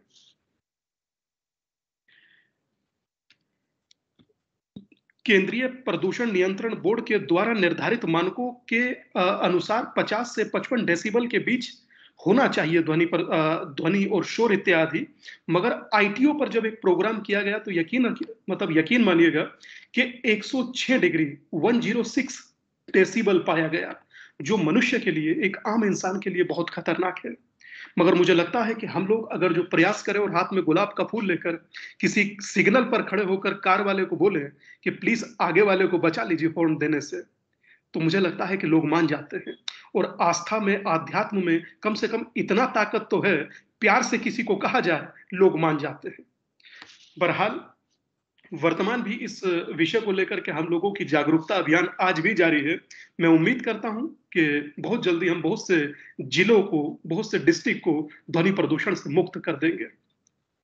इसी अभियान के माध्यम से हमने सीखा, इसी अभियान के माध्यम से हमने सीखा इसी अभियान के माध्यम से हमने सीखा कि जब बेहतर कल के लिए हम कोई लक्ष्य निर्धारित कर लेते हैं तो मुझे लगता है कि ताकत और दिन दुगनी और चौगुनी हो जाती है। अधिक हाथों का अर्थ ये नहीं होता कि हम लोग एक हैं। अधिक हाथों का अर्थ 1 और 1 2 नहीं, 1 और 1 11 होता है। ये ताकत का तब एहसास अधिक हुआ जब यूएनईपी और यूआरआई के साथ जुड़कर फेथ फॉर अर्थ काउंसलर के लिए हम लोगों ने कार्य किया, और निसंदेह वो कार्य आज मुझे लगता है कि आप लोग भी देख पा रहे हैं और सफल भी हो रहा है।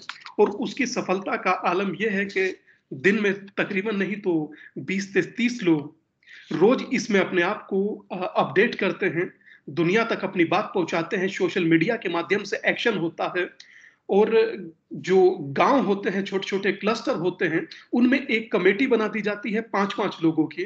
वो 5 लोगों की कमेटी 5 गांव को देखती है। इस तरीके से तकरीबन 50 विलेज हैं, टोटल 50 विलेज हैं, उनमें हम लोग कार्य करते हैं 5-5 लोगों की कमेटी बना करके।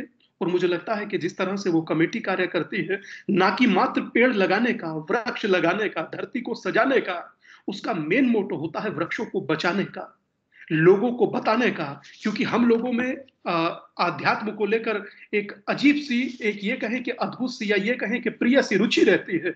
वो रुचि और प्रिय हो जाती है जब हम किसी एक वृक्ष या ट्री को किसी का भाई, किसी का मित्र, किसी का बेटा बना देते हैं। अगर जो हम लोग मत्स्य पुराण एक ग्रंथ है हिंदू में, हम लोगों की संस्कृति में, उसमें लिखा है कि 10 कूपा समावापी, 10 वापी समोहद, 10 समो पुत्र, 10 पुत्रो दुम्रह। हम अगर जो एक वृक्ष लगाते हैं तो वो 10 पुत्रों के समान होता है। और एक मेरे साथ बड़ी रोचक घटना तब घटी जब एक परिवार को एक वृक्ष दिया और उन्होंने कहा कि हम इसको अपने पुत्र की तरह पालेंगे। शायद पुत्र हमें आज है, कल छोड़कर चला जाए, मगर ये वृक्ष हमें हमेशा छाव देगा। तो जब और चीजें महत्वपूर्ण हो जाती हैं, आगे बढ़ जाती हैं, तो मुझे लगता है सृजनात्मक होने लगती है। और इसमें आप लोगों का सहयोग होना, खासकर सोशल मीडिया के माध्यम से डॉक्टर इयाद का, तो ये अपने आप में अद्भुत हो जाता है, चीजों को आगे बढ़ा देता है।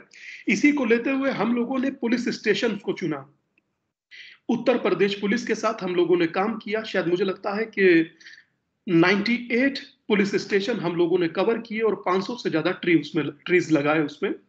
और मुझे लगता है जब कोविड काल चल रहा था, कोविड काल में एक बड़ी अजीब सी सिचुएशन थी। हमें लगता है कि हम लोग पानी तो पहले ही खरीद कर पीते थे, अब हमें हवा भी खरीदना पड़े तो ये हम लोगों के लिए बहुत सोचने जैसा होगा। और फ्रंट लाइन पर काम करने वाले यही पुलिस के लोग थे, पुलिस के जवान थे। तो हमने प्रयास किया कि पहले हम लोग पुलिस स्टेशन से शुरू करेंगे, पुलिस स्टेशन के बाद फिर हम लोग हॉस्पिटल्स में जाएंगे। फिर हमने उसके बाद हॉस्पिटल्स में जाना शुरू किया, और पुलिस स्टेशन, हॉस्पिटल्स, और उसके बाद हम लोगों ने सोशल मीडिया को भी इसमें इन्वॉल्व किया। और सोशल मीडिया तब जाकर सकारात्मक हुआ। एक हम लोगों ने उपाधि इजाद किया कि जो ज्यादा वृक्ष लगाएगा उसको एक टी शर्ट देकर हम लोग वृक्ष सेवक बनाएंगे। वो वृक्ष सेवक बनते चले गए, बहुत सारे ट्रीज लगते चले गए। आज बहुत सारे ट्रीज किसी के भाई, किसी के बेटे, किसी के मित्र भी हैं। और एक हम लोगों ने प्रयास किया था सोशल मीडिया के माध्यम से सेल्फी विद ट्री। तो बहुत सारे लोगों ने जिन्होंने वृक्ष लगाया, जो इस अभियान से जुड़े, मुझे लगता है कि उत्तर भारत के बहुत सारे युवा आज भी इस अभियान से जुड़कर अपने होने को परिदर्शित कर रहे हैं। और मैं चाहूंगा कि फ्यूचर में हम लोग और सकारात्मक कुछ कर सकते हैं। और मुझे लगता है कि एवरीथिंग इज पॉसिबल, कुछ भी चाहे संभव है। और वो भी तब जब इतने सकारात्मक संगठन मिलकर के साथ में काम करें तो कुछ भी करना संभव होगा। बदला जा सकता है, मात्र हम लोगों को एक कदम आगे बढ़ाना होगा। मैं कम शब्दों में अपनी बातों को कहूंगा, मात्र एक शब्द बोलता जाऊंगा कि धरती करा रही है, जलाशय सूख रहे हैं।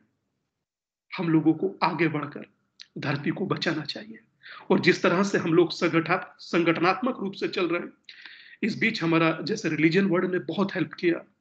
जिस तरह से हम लोग चल रहे हैं, मैं उम्मीद करता हूं कि चीजें बदलेंगी भी, सारगर्भित भी होंगी। जब भारत ही मात्र एक देश ऐसा है जो कहता है वसुदेव कुटुंबकम, मतलब पूरी दुनिया हमारे लिए एक परिवार है, तो क्यों ना पूरी दुनिया को चलकर बदला जाए। Thank you, thanks for all of you. नमस्कार। Tanya.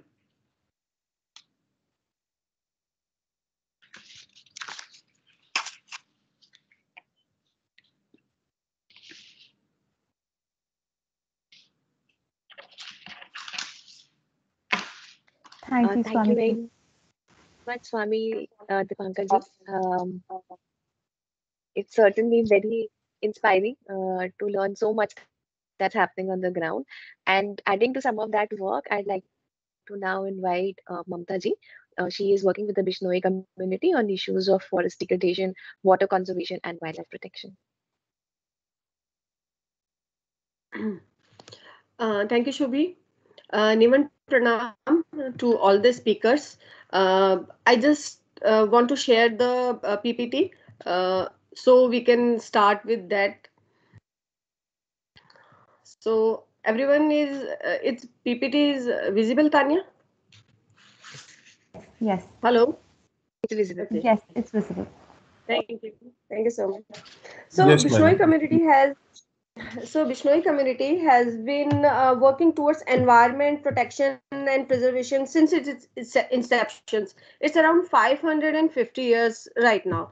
So we are working this thing. So last year we submitted a project which was titled Sri Guru Jambeshwar Ecological Restoration. So the purpose of the project is to enhance skill, knowledge, and coordination among the nature warriors. So the part of project was launched at the in June last year by Minister of Forest, Environment and Climate Change, Rajasthan government, Shri Shukramji Bishnoi and Acharya Shri Sachidanand at Lalasar Sathri. It's the place where our Guru Jamboji took Nirvan, who created Vishnoi community and taught us to preserve, protect this environment, earth, and humanity. Under this project, we carried out different surveys, community engagement, awareness program with schools, college students, and local people of the areas in several places of Rajasthan, Haryana, and Punjab, as you can see in these pictures. We have started multiple programs, some of which are Jeevmitra team, Smriti One, legal cell protection team, Jal Sarakshan Abhiyan in Rajasthan, Haryana, and Punjab. Training and webinars have been organized in relation to these projects, which are international webinar on environment organized by Guru Jambeshwar Environment Conservation Research Chair, Jain and Vyas University, Jodhpur, Rajasthan. Wildlife protection and rescue training, how to do wildlife counting with Indian Wildlife Institute, Dehradun, survey with Haryana State Biodiversity Board, crime control against wildlife with Wildlife Crime Control Bureau, Haryana, training on rescue and first aid to injured wildlife, legal training to wildlife protection team, and sensitization program to provide context and importance of the wildlife and nature with legal professionals. Agroforestry and water harvesting sessions with the farmers, with the faith leaders and agriculture department and watershed department of Rajasthan. There also some meetings were held with the policymakers and concerned departments of the forestry and wildlife because of the protection and other issues which are arising in the protection and preventing the nature when the warriors are working in the field. So the list is a long, but these are some silent feature of the work we have carried out. So you can see the impact of these things in these earlier slides also, how they are working. In the current slide, you can see the water harvesting. Last year we did, and in the rainy season, these fields are totally filled up with the waters, and these are totally protected area. Their wildlife is freely moving. So the impact of these things you can see in the media coverage also. So government has decided to protect 22 types of wildlife species because of the work of Bishnoi community. Migratory birds have started to come again. Forest department has prohibited felling of the nesting trees. They totally restricted and make rules against the cutting of these trees. And recently, Central Jal Shakti Minister Mr. Gajendra Singh Shekhawat has assured that government assistance in rainwater harvesting project at Lalasar Satri, Bikaner, Rajasthan, which was happened on 1st of March at Mukam. So at the last, I would like to acknowledge people who are helping in achieving these goals. Param Pujya Swami Sachidanand Ji Acharya, Dr. Govardhan Ram Ji Acharya, who is also patron of Akhil Bharatiya Jeev Raksha Bishnoi Sabha.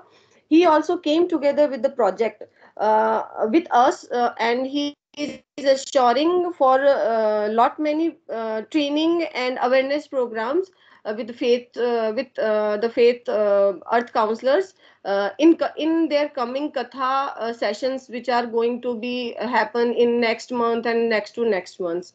And Joint Director of Agriculture Department of Rajasthan, Pinaki Das Gupta as our project coordinator, Vinod Kadwashra, who is wildlife protection consultant and rescue treatment member, Bhagirath Ji Khawa, who is a senior engineer, watershed department, Jodhpur, Rajasthan, who is helping us uh, in water conservation and the old techniques which used earlier in Rajasthan, and we are restoring those techniques again with the farmers and the local people to conserve the water, to harvest the rainwater again. And the Akhil Bharatiya Jeev Raksha Bishnoi Sabha, it's a biggest sanstha of our Bishnoi community, who is working I think in since 1977 towards onwards on Jeev Raksha only, specifically on Jeev Raksha. So they came together with us to work with us in ecological restoration and these training programs and awareness programs according to this. So, and at the last, I would love to thank all the Bishnoi community who are working tirelessly to protect environment and ecosystem for our next generation. In these pictures, these are the pictures which are the real field pictures. So these are the works of Vishnoi community, and especially Mr. Vinod Kadwasra's work, who protected these species and fight with the system and the local people to protect these species. So once again, thank you so much for giving us opportunity to show our work with you guys. And thank you, Tanya, and thank you, Subhi. Thank you, Ms. Mamta, for bringing to this important platform the efforts of indigenous cultures of the country. I now invite Dr. Matthew Koshi, who is the Honorary Director of the Department of Ecological Concerns of the Church of South India, a green church campaigner since 1947, and an environmentalist, scientist, activist, and writer. Welcome, Dr. Koshi.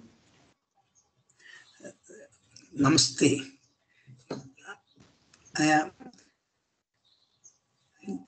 Good afternoon, distinguished guests. I bring greetings from Church of South India.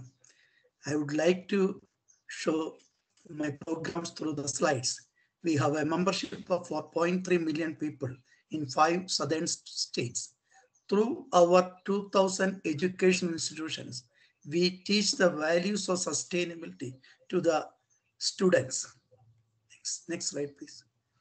The CSI Senate Department of Ecological Concerns, educating various sustainable development goals of United Nations through campaigns for climate justice ministry, green protocol, green school program, climate resilient school and communities. Green school program is a resource efficient building, one that uses little water, optimizes energy efficiency, minimizes waste generation, catches and recycles water, and provides healthier space for its occupants as compared to a conventional building. This is the affirmation of the green school students. We want to make a difference. We want to clean up and protect the environment. We want to be a part of the change that is so desperately needed today. We know that The air we breathe is so polluted that it is hazardous for our health. Our rivers are dying because of garbage and sewage. Our forests are under threat. We know that much has to be done to safeguard the environment because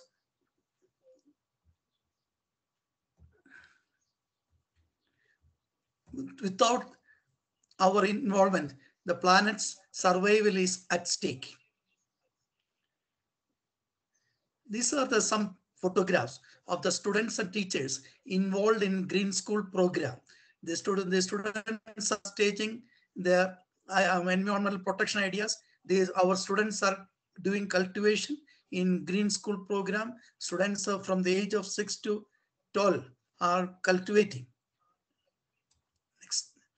Next stage of Green School program is climate resilient schools. They are implementing the Green Protocol of the CSI. The Green Protocol of CSI being there are eco-friendly constructions, water conservation, energy conservation, avoiding throwaway plastics, planting of sapling, organic farming, waste management, eco-friendly constructions and programs. We propagate a plant called vetiver. It is a plant of native of Tamil Nadu. It recharges groundwater, stabilizes river banks and roads, reduce global warming, prevent soil erosion, reduce coliform bacteria in water, and purify contaminated water. We planted, with the help of the government of Kerala, we could plant 2 lakhs of vetiver on the banks of river Pamba with the help of Biodiversity Board of Kerala in January 2022. The Green School program, the students know what is Green School program, Green Audit, Green Protocol of the CSI, carbon neutrality, mitigation, adaptation, and the students are reminding the family members on the values of sustainability. Teachers and students jointly made organic vegetable garden in their campus. For noon meals, they used the vegetables they got from their cultivation. Students, with the support of the elders, visited the houses of the nearby areas for educating them how to manage waste, converting it into fertilizers. During the heavy floods due to climate change, the students collected relief materials and distributed in relief camps. They know about adaptation and mitigation. We are training our students as eco-warriors against climate change. During the month of May-June, 500 trained students between the age of 12 and 16 will address 5,000 schools and churches and communities on the impacts of climate change and the Green Protocol. During the July and September, 1,000 students will visit 10,000 schools and communities. Next slide. In climate resilient schools, students have to transform their houses in the same way they do in schools. A community transformation through students. We are creating community resilient model schools and model communities. Next slide. We have started a course, certificate course in eco-theology. 150 clergy, 70 teachers are studying there. We are trying to retrieve the ecological wisdom in biblical traditions to respond to the ecological crisis through this certificate course. At the same time, tries to reinvestigate, rediscover, and renew the Christian traditions in the light of the ecological challenges. We go beyond what has commonly been seen as the biblical text, meaning to generate new possibilities of understanding of the biblical text. Thank you very much for patient listening. Thank you. Thank you. Thank you so much, Dr. Koshi. Now I'd quickly like to, in the interest of the time, I'd just like to invite Honorable Haji Syed Salman Chishti ji. He's been serving at the Holy Dargah Ajmer Sharif and has been heading the Chishti Foundation as the managing trustee and chairman for many years. Salman bhai, over to you. Adab, greeting of peace.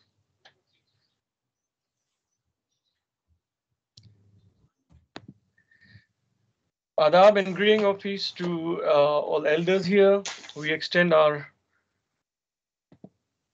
greetings from Ajmer Dargah Sharif and also the elders who have been part of the United Nations Environment Program, Faith in Action. And I think today's event, which has been going on for last 10 days, from the Ajmer Dargah Sharif, we would like to convey our greetings as the Dargah of Khaja Gharib Nawaz. Khaja Moinuddin Hasan Chishti in Ajmer is a world famous religious pilgrim spot for all the communities, especially among the Hindus and the Muslims, the Christians, and whoever are residing in Ajmer, in India. A lot of people from all diverse faith visit the Ajmer Dargah Sharif. The shrine is located near Ajmer town, an area which has a scanty rainfall and limited groundwater resources.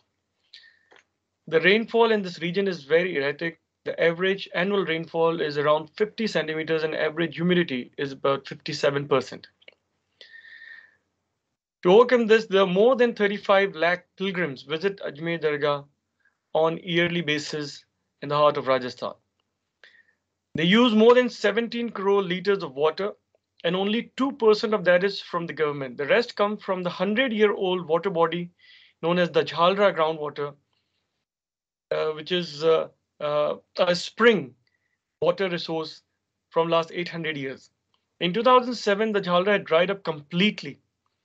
But today, with the efforts of all the local communities and institutions, along with foundation, it's live again with the water almost 40 feet deep.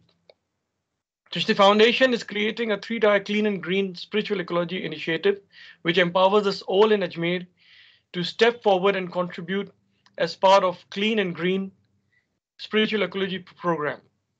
The foundation will be supporting the community of Ajmer Sharif to live this sacred trust with our creator by sharing spiritual ecology workshops along with simple spiritual ecological practices for our cleaning and greening work together. In this way, each of us will be guided to bring a quality of love and reverence for the divine within nature as we clean, paint, and plant with attentiveness and with the awareness, living sacred, conscious whole. Our aim is lasting community impact and behavior change through delivering spiritual ecology workshops and the development of interfaith value-based clean and green ambassadors among our youth and elders. So the foundation is providing a platform for everyone in Ajmer Sharif and around the nearby villages as well to unite hands and heart to serve to the divine creation ecologically, culturally, and spiritually. As human beings, we have not only a physical duty towards nature, but also a spiritual responsibility to look after God's creation. The clean and green, eco-friendly Ajmer city and the Dargah surrounding is primary importance of our spiritual responsibilities bestowed upon us from the elders. It is also imperative for health and development for all our community, livelihood, business, academics, elders, and children, and future generations. We need to encourage everyone in our community to contribute a little bit in their own way in this clean and green initiative. And I think today's conference, that the platform that has been provided as the ambassadors and counselors for faith-based action plan, it's very important to revive and retrieve the call of sustainable development goals through the faith-based initiatives. At this time of grave ecological crisis, we need to include the soul of the earth in our spiritual practices, into our prayers, meditation, and devotions. We need to take time to be with her, to listen to her, and to cooperate with her to protect ecosystem and to support the regeneration. Prophet Muhammad, peace be upon him, sallallahu alaihi wasallam, he has spent his entire life in eco-friendly jihad, serving humankind, caring for creation, preserving earth, planting trees, and protecting the environment. Cleaning and greening heart starts in our hearts, then in our own homes. Only when our inner and outer houses is clean, we can truly step forward and work towards the stewardship of our city, the environment around our cities, which is the most noble of duty. One of the important hadiths, the sayings of the Prophet Muhammad ﷺ, which was conveyed by Abu Malik al-Ashari, peace be upon him, reported that the messenger of Allah, peace and blessing of Allah be upon him, said, cleanliness is half of the faith. Saf safai nafs iman, that cleanliness is the half of your faith. At the heart of any successful development initiative is collaboration from various individual groups and communities that are endowed difficulties with various gifts, platform, and skilled resources.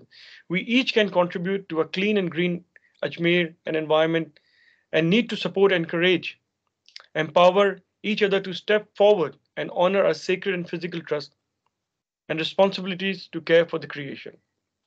We urge all stakeholders in the fields of education, community, business, charity, and government departments to embrace and support these initiatives.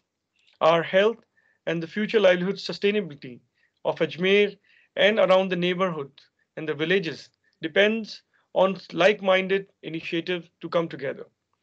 As we all survive, ensure the survival and social progress of life in and around the sacred centers across the nation, and catapult ourselves into being the pioneer, constructive, and clean and green stewardship city in India. Let us pool our resources together to ensure that noble innovation comes to the fruition. As one of the important sayings of Khaja Moinuddin Chishti that I would close and conclude my remarks is, if we want to be close to the Creator, develop the three attributes of nature into our being.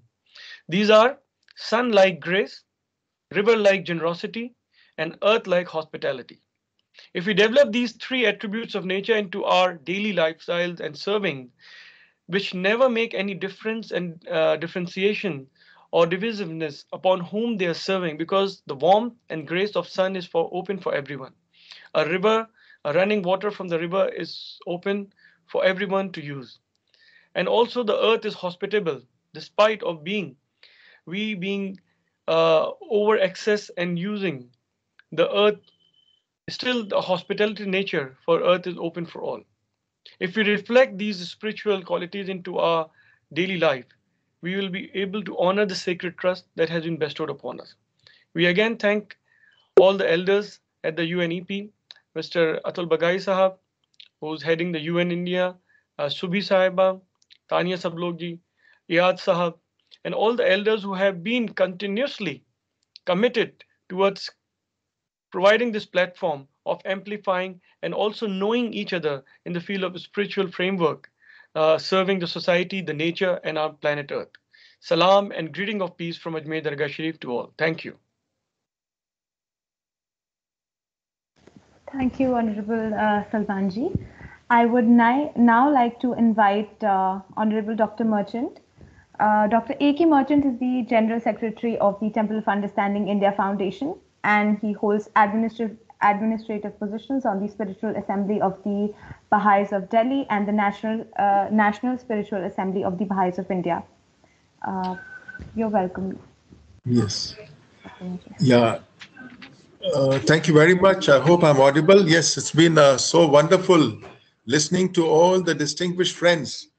But before anything else, let me express my gratitude to Atul Bagai ji, the head of the UNEP in India, Dr. Ayad Abu Maghli, Mrs. Subhi Dopar, Ms.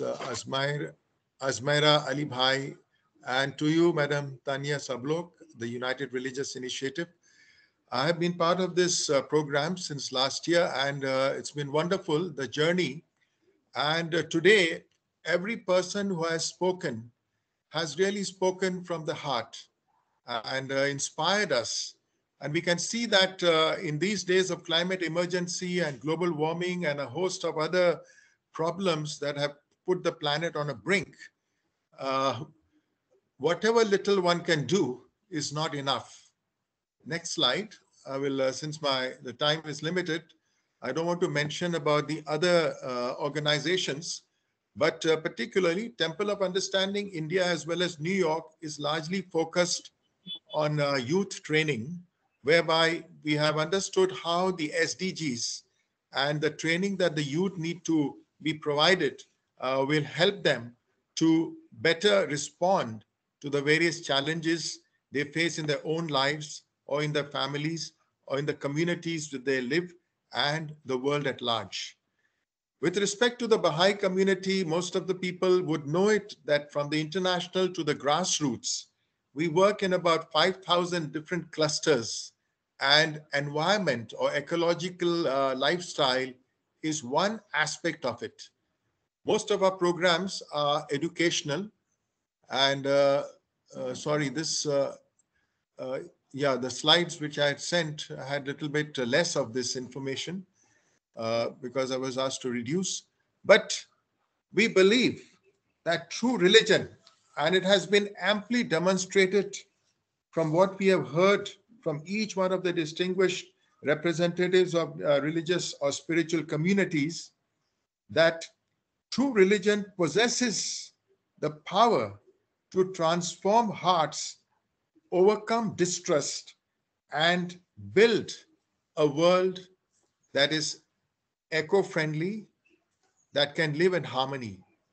And this is what the Baha'is also uphold, because nature in its essence, the founder of the Baha'i faith, Baha'u'llah, says, is the embodiment of God's name, the maker, the creator. Its manifestations are diversified by varying causes, and in this diversity, there are signs for men of discernment. It's very unfortunate that as human civilization advanced, as we became more and more technologically dependent, we have created a situation where we have made our lifestyles unsustainable. And therefore, every time we talk about sustainable future, sustainable lifestyle, sustainable living, etc., etc. But as we have noted, it is still possible. Though the planet might have crossed the tipping point in many respects with respect to our life, our survival, yet sanity can still prevail. Humanity can once again rebuild, and through the labor of love, the wonderful presentations that were made, all of them had one golden thread that connected them: the labor of love, the sacrifice, the services that the various communities are rendering. All of them showed how the evolving consciousness of humanity is moving inexorably to the development of a new planetary culture. And in an ecological sense, humanity has appeared in many respects, though to be delinquent, yet within a larger vision of humanity's spiritual and social evolution, the present environmental crisis and the race's reaction to it may be seen as portending a momentous transformation. I'm an optimist, and if we use our spiritual and religious gifts in tandem with the scientific advances, this planet can once again become a mirror image of paradise. All these sciences, whether it's in physics, ecology, psychology, and other fields of sciences, this fact is underscored again and again. I have only two pictures to show. One is the Baha'i Lotus Temple. That is the slide that's coming up next. Please kindly change the slide to that one. It also gives an example of how, as we have seen in other communities, a model of an eco-friendly lifestyle. And we all have to walk this path together. So the three agencies that have come together, the United Nations Environment Program, the Faith for Earth, and the United Religious Initiative, have demonstrated this power. This particular slide is a slide of the Baha'i Shrine in Israel, which is again one of the most eco-friendly spiritual places on earth, where before the COVID times, of course, we had thousands of people visiting it, and everything that is used, it actually enhances and promotes a positive environment apart from the spiritual energies that one feels. So we move on to the next slide. Essentially, as I mentioned, ours is largely an educational program, and it begins with a child of 3-year-old and goes right up to the senior citizens. It encompasses all dimensions of life, the most important being the prayer and devotion. So we have families after families, hundreds of thousands of them, who organize groups of family devotionals. And when they take ownership, not only are they able to understand and appreciate each other's contribution, but they also create that spiritual atmosphere. The second is the children's classes. This starts with a child from 3-year-old, and we have uniquely tailored curricular materials, which appeals to the child and all the pedagogical principles that are important in the way human beings learn. A very important paradigm or a principle of the Baha'i faith is that all of us are humble learners and all of us journey on the path together. The next is the spiritual empowerment of junior youth. These are, teenagers from 11 to 15 years old. And they, when they look at the world around them, try to understand the reality. They are very puzzled, confused, and oftentimes very agitated and rebellious. We have a 3-year program for them. And in that, environment and ecology figures very prominently, living in harmony with nature. The fourth part is the study circles, because Baha'is strongly believe that it is the combination of science along with religion that helps civilization to march forward. And it is these two together that promote harmony and peace on planet. If true religion and true science combine with each other, they will give us how civilization can march. They will give us the knowledge, the practical elements, and a new dimension to address. Because one problem that oftentimes I do notice with religions is that they aren't able to climb upward as civilization marches forward. While science, on the other hand, is always open-ended. So this is something that the Baha'is also encourage people to appreciate and understand. Because as a learning community, we have to have a sense of vision and mission. We have to have an element of openness, and we have to have a participatory approach.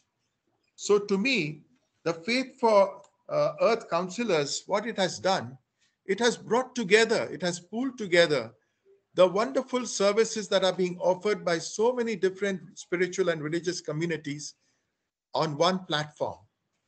And this becomes the pathway to sustainable lifestyles, which will empower the multitudes, which will help collaboration and provide for us a continual process of questioning, learning, and action in all the regions of the globe. Because the magnitude of challenge is that we don't confine ourselves to having an oasis of vision. We have to have a global planetary vision. And it will have to be shared by experiences of women, men, youth, and children, the rich, the poor, the governors, and the governed. And each one has to be enabled. Each one's capacity has to be developed to play the rightful role in the construction of a new society. As human capacity for justice, reciprocity, and happiness are brought center stage, my humble plea to all those who are participating in this webinar is that more and more people would commit themselves to make a distinctive and effective global change. And to this, persons like, we have heard names of so many distinguished friends, religious as well as secular. I would like to add that of St. Richard St. Barb Baker, man of the trees, who in his own times, going back almost 70 years ago, had initiated the importance of soil erosion, preventing soil erosion, the importance of trees, ensuring that the forests are preserved, ensuring that water is conserved, ensuring that dams, huge dams are not built, but the natural flow is maintained. And his organization still lives on in the form of the World Forestry Charter, which the Baha'i international community has been sustaining it since 1945. And he, in 1924, had taught us about the importance of planting the trees, and he established this International Tree Foundation, which today exists in over 100 countries. As a result, over 26 billion trees have been planted and continue to be planted around the world. In 1972, with the first Environment Summit, it was mentioned earlier also by Dr. Ayad, when the environmental conference was held, Prime Minister Indira Gandhi met Richard St. Bar Baker. And after all that she heard from him, she was so impressed that she invited him to India and tasked our own man of trees, the late Mr. Sundarlal Bahuguna of the Chipko movement, to take him around the country and introduce him to the wonderful flora and fauna of India, and also to its cultural and religious diversity epitomized in the concept of Vasudhaiva Kutumbakam. As persons who are religious and spiritual, we believe that human family is one. We believe that no one can survive in isolation. We have learned also many lessons during this time of the COVID pandemic of interdependence and oneness. And yet, today, the world is on a brink. The war in Europe, the way the countries are responding, it is not something that has happened on the spur of the moment. It has been actually brewing in the depths of human civilization of today, which, because of its materialistic technology, materialism, high-tech lifestyle, has made our own survival so bleak. So my humble appeal again is that humanity has a glorious future, and the initiatives that have been taken as they begin to impact larger and larger sections of our planet will once again show that how the power of faith, the power of religion can help the UN system and the government agencies to bring far-reaching changes. The earth is but one country, Baha'u'llah says, and humankind its citizens. So to me, the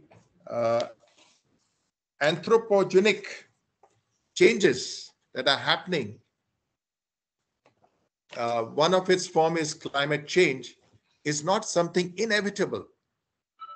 Humanity chooses its relationship with the natural world. And here, it's up to us. What choices are we to make in the months and years ahead? The recent COP26, although there were good initiatives and decisions made, it actually has plunged humanity into an uncharted voyage. We don't know carbon neutrality by 2070 or by 2030. And a lot depends upon the developed countries and the resources and the technology transfers. But as Baha'is, we trust that the efforts of those at COP26 will contribute to building a firm foundation on which the well-being and prosperity of humanity can be ever more effectively pursued for this and future generations. So, given the limitations of time and what all we have heard, there is much food for thought. There is much that we need to deeply introspect. And I believe that it is possible for every man, woman, youth, and child to make that right choice and transform this planet from what it is today and fulfill all of those prophecies and expectations made by the sages and seers of the past, that this pale and blue dot in the vast Milky Way can be also a mirror image of God's kingdom. Thank you very much. Thank you so much, Dr. Merchant. And then last but not the least, may I please invite Bhavya. He's the founder of the Religion World and Basic. He's been working on climate change and environmental grassroots change makers, and is a founder member of the International Association of Religion Journalists, and the Indian representative of the same. Over to you for your last closing remarks, and thank you so much for all your support through the entire year and to this program. Yeah, thanks, Shubhi. And first of all, congratulations to Yad, Atul, and Shubhi for this 10-year resolution of the end pollution, plastic pollution, and make it a legal binding till 2024. That is a very, very big step. Yesterday I was seeing the video and there was so much enthusiasm in the hall. I take very less time. I don't have any presentation. I go only by the key learnings of this program, because now we have completed 8 months of this program. And we have engaged around 70 organizations from 6 faiths. We have selected around 20 organizations whom we give the certification of Faith for Earth Councillors. And we have seen a very remarkable results, because today the 10 organizations who represent here have shown how much they have participated in this program very enthusiastically, and we have seen the changes. Now everyone understands climate change, or maybe environment, or maybe the problems with the environment can only change by the behavioral changes in the organizations. And FBO has a very prime responsibility to change the behavior of their followers, how they adapt the things which their gurus are talking or which their institutions are talking. Because we understand the diversity of the FBOs, they are very different from their nature, they are very different from religions, they are very different in teachings, and sometimes they have to take this message to their followers in a very summarized way, so the followers can understand what exactly have to do. Because there are a lot of sermons, there are a lot of theses there, which is already day to day their followers have to, you can say, sync with. So I have seen the key learning. The first key learning is the participation part and the behavioral changes part, where at least these 20 organizations, and apart from these 20 organizations, the other 50 organizations, I am blessed that I am continuously in touch with all the organizations which we have approached. And apart from that, there are a lot of organizations all over the country from different faiths and from the same faith, which are connected to me, and I'm fortunate to get to know what exactly they are doing and how they are impacting a mass which they have related to. The second part, because participation and behavioral changes is a very important part for them. The second key learning is Guru's mandate and the engagement part.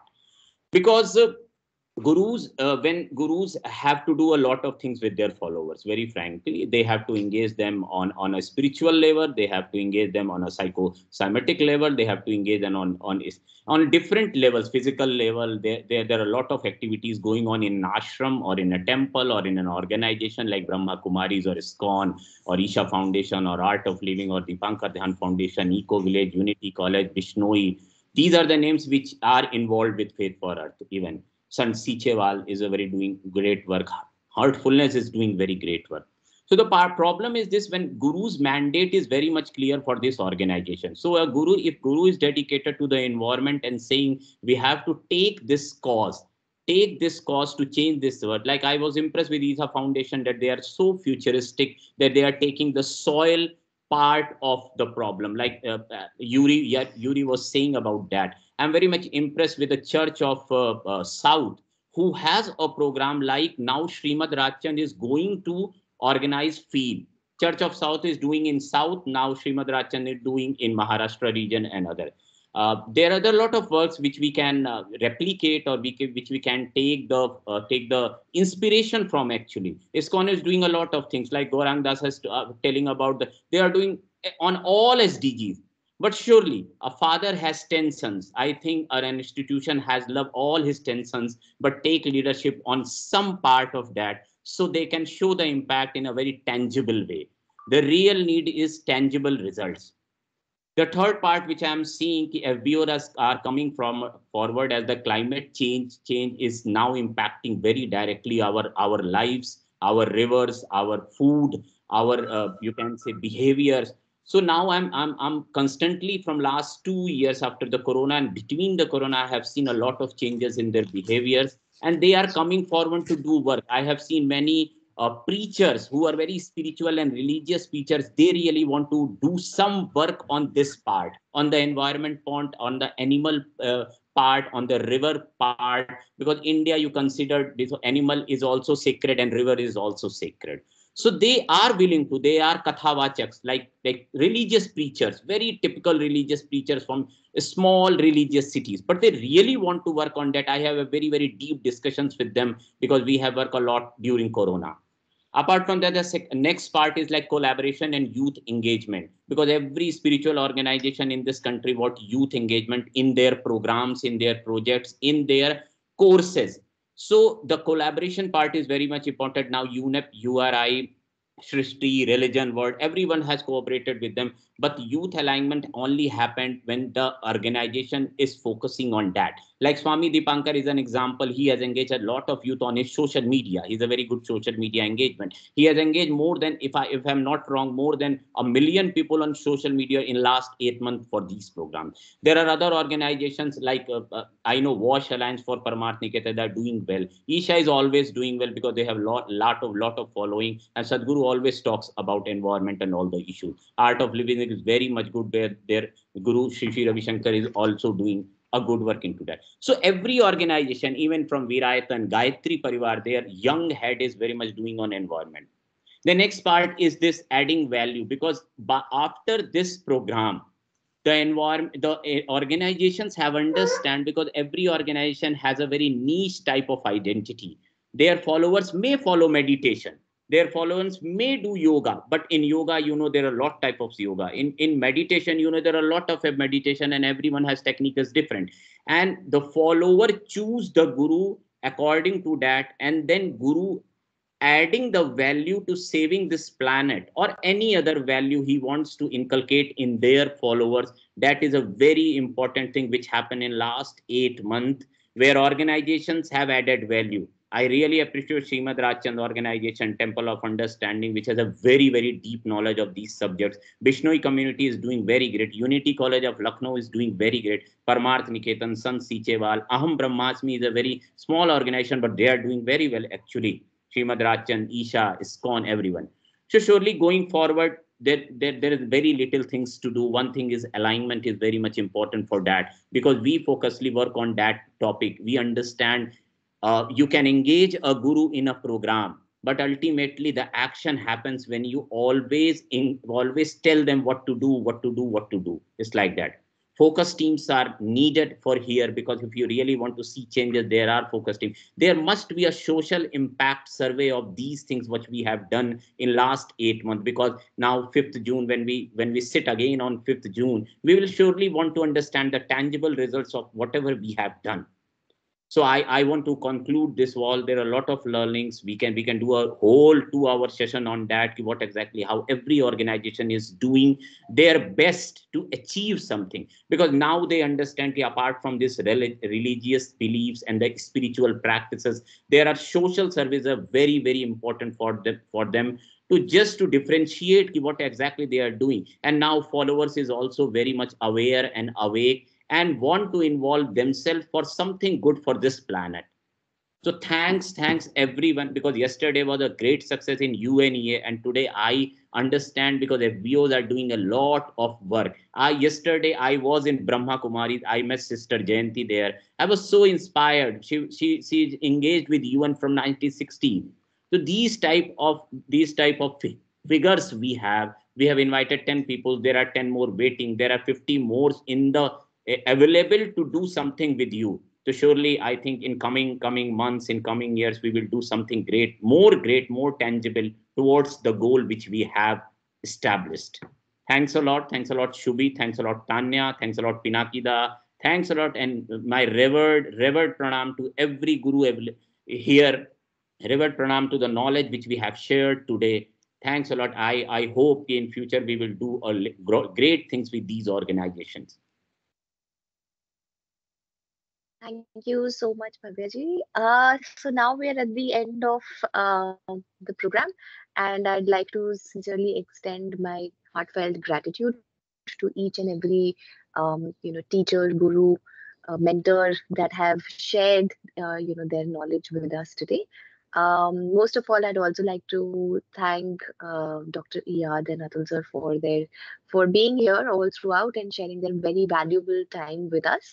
And all the participants who've been very supportive and patient, even though we've run out a little over time. Thank you so much, the extended team members, for putting this all together. Hannah, Azmira, Tanya, for bringing it all together. Many thanks. And we'll certainly share the recording of the video and also other collaterals that can be used on your social media platforms in case you'd like to disseminate the amazing messages that we've gathered today. With that note, thank you so much once again, and we'll definitely stay connected.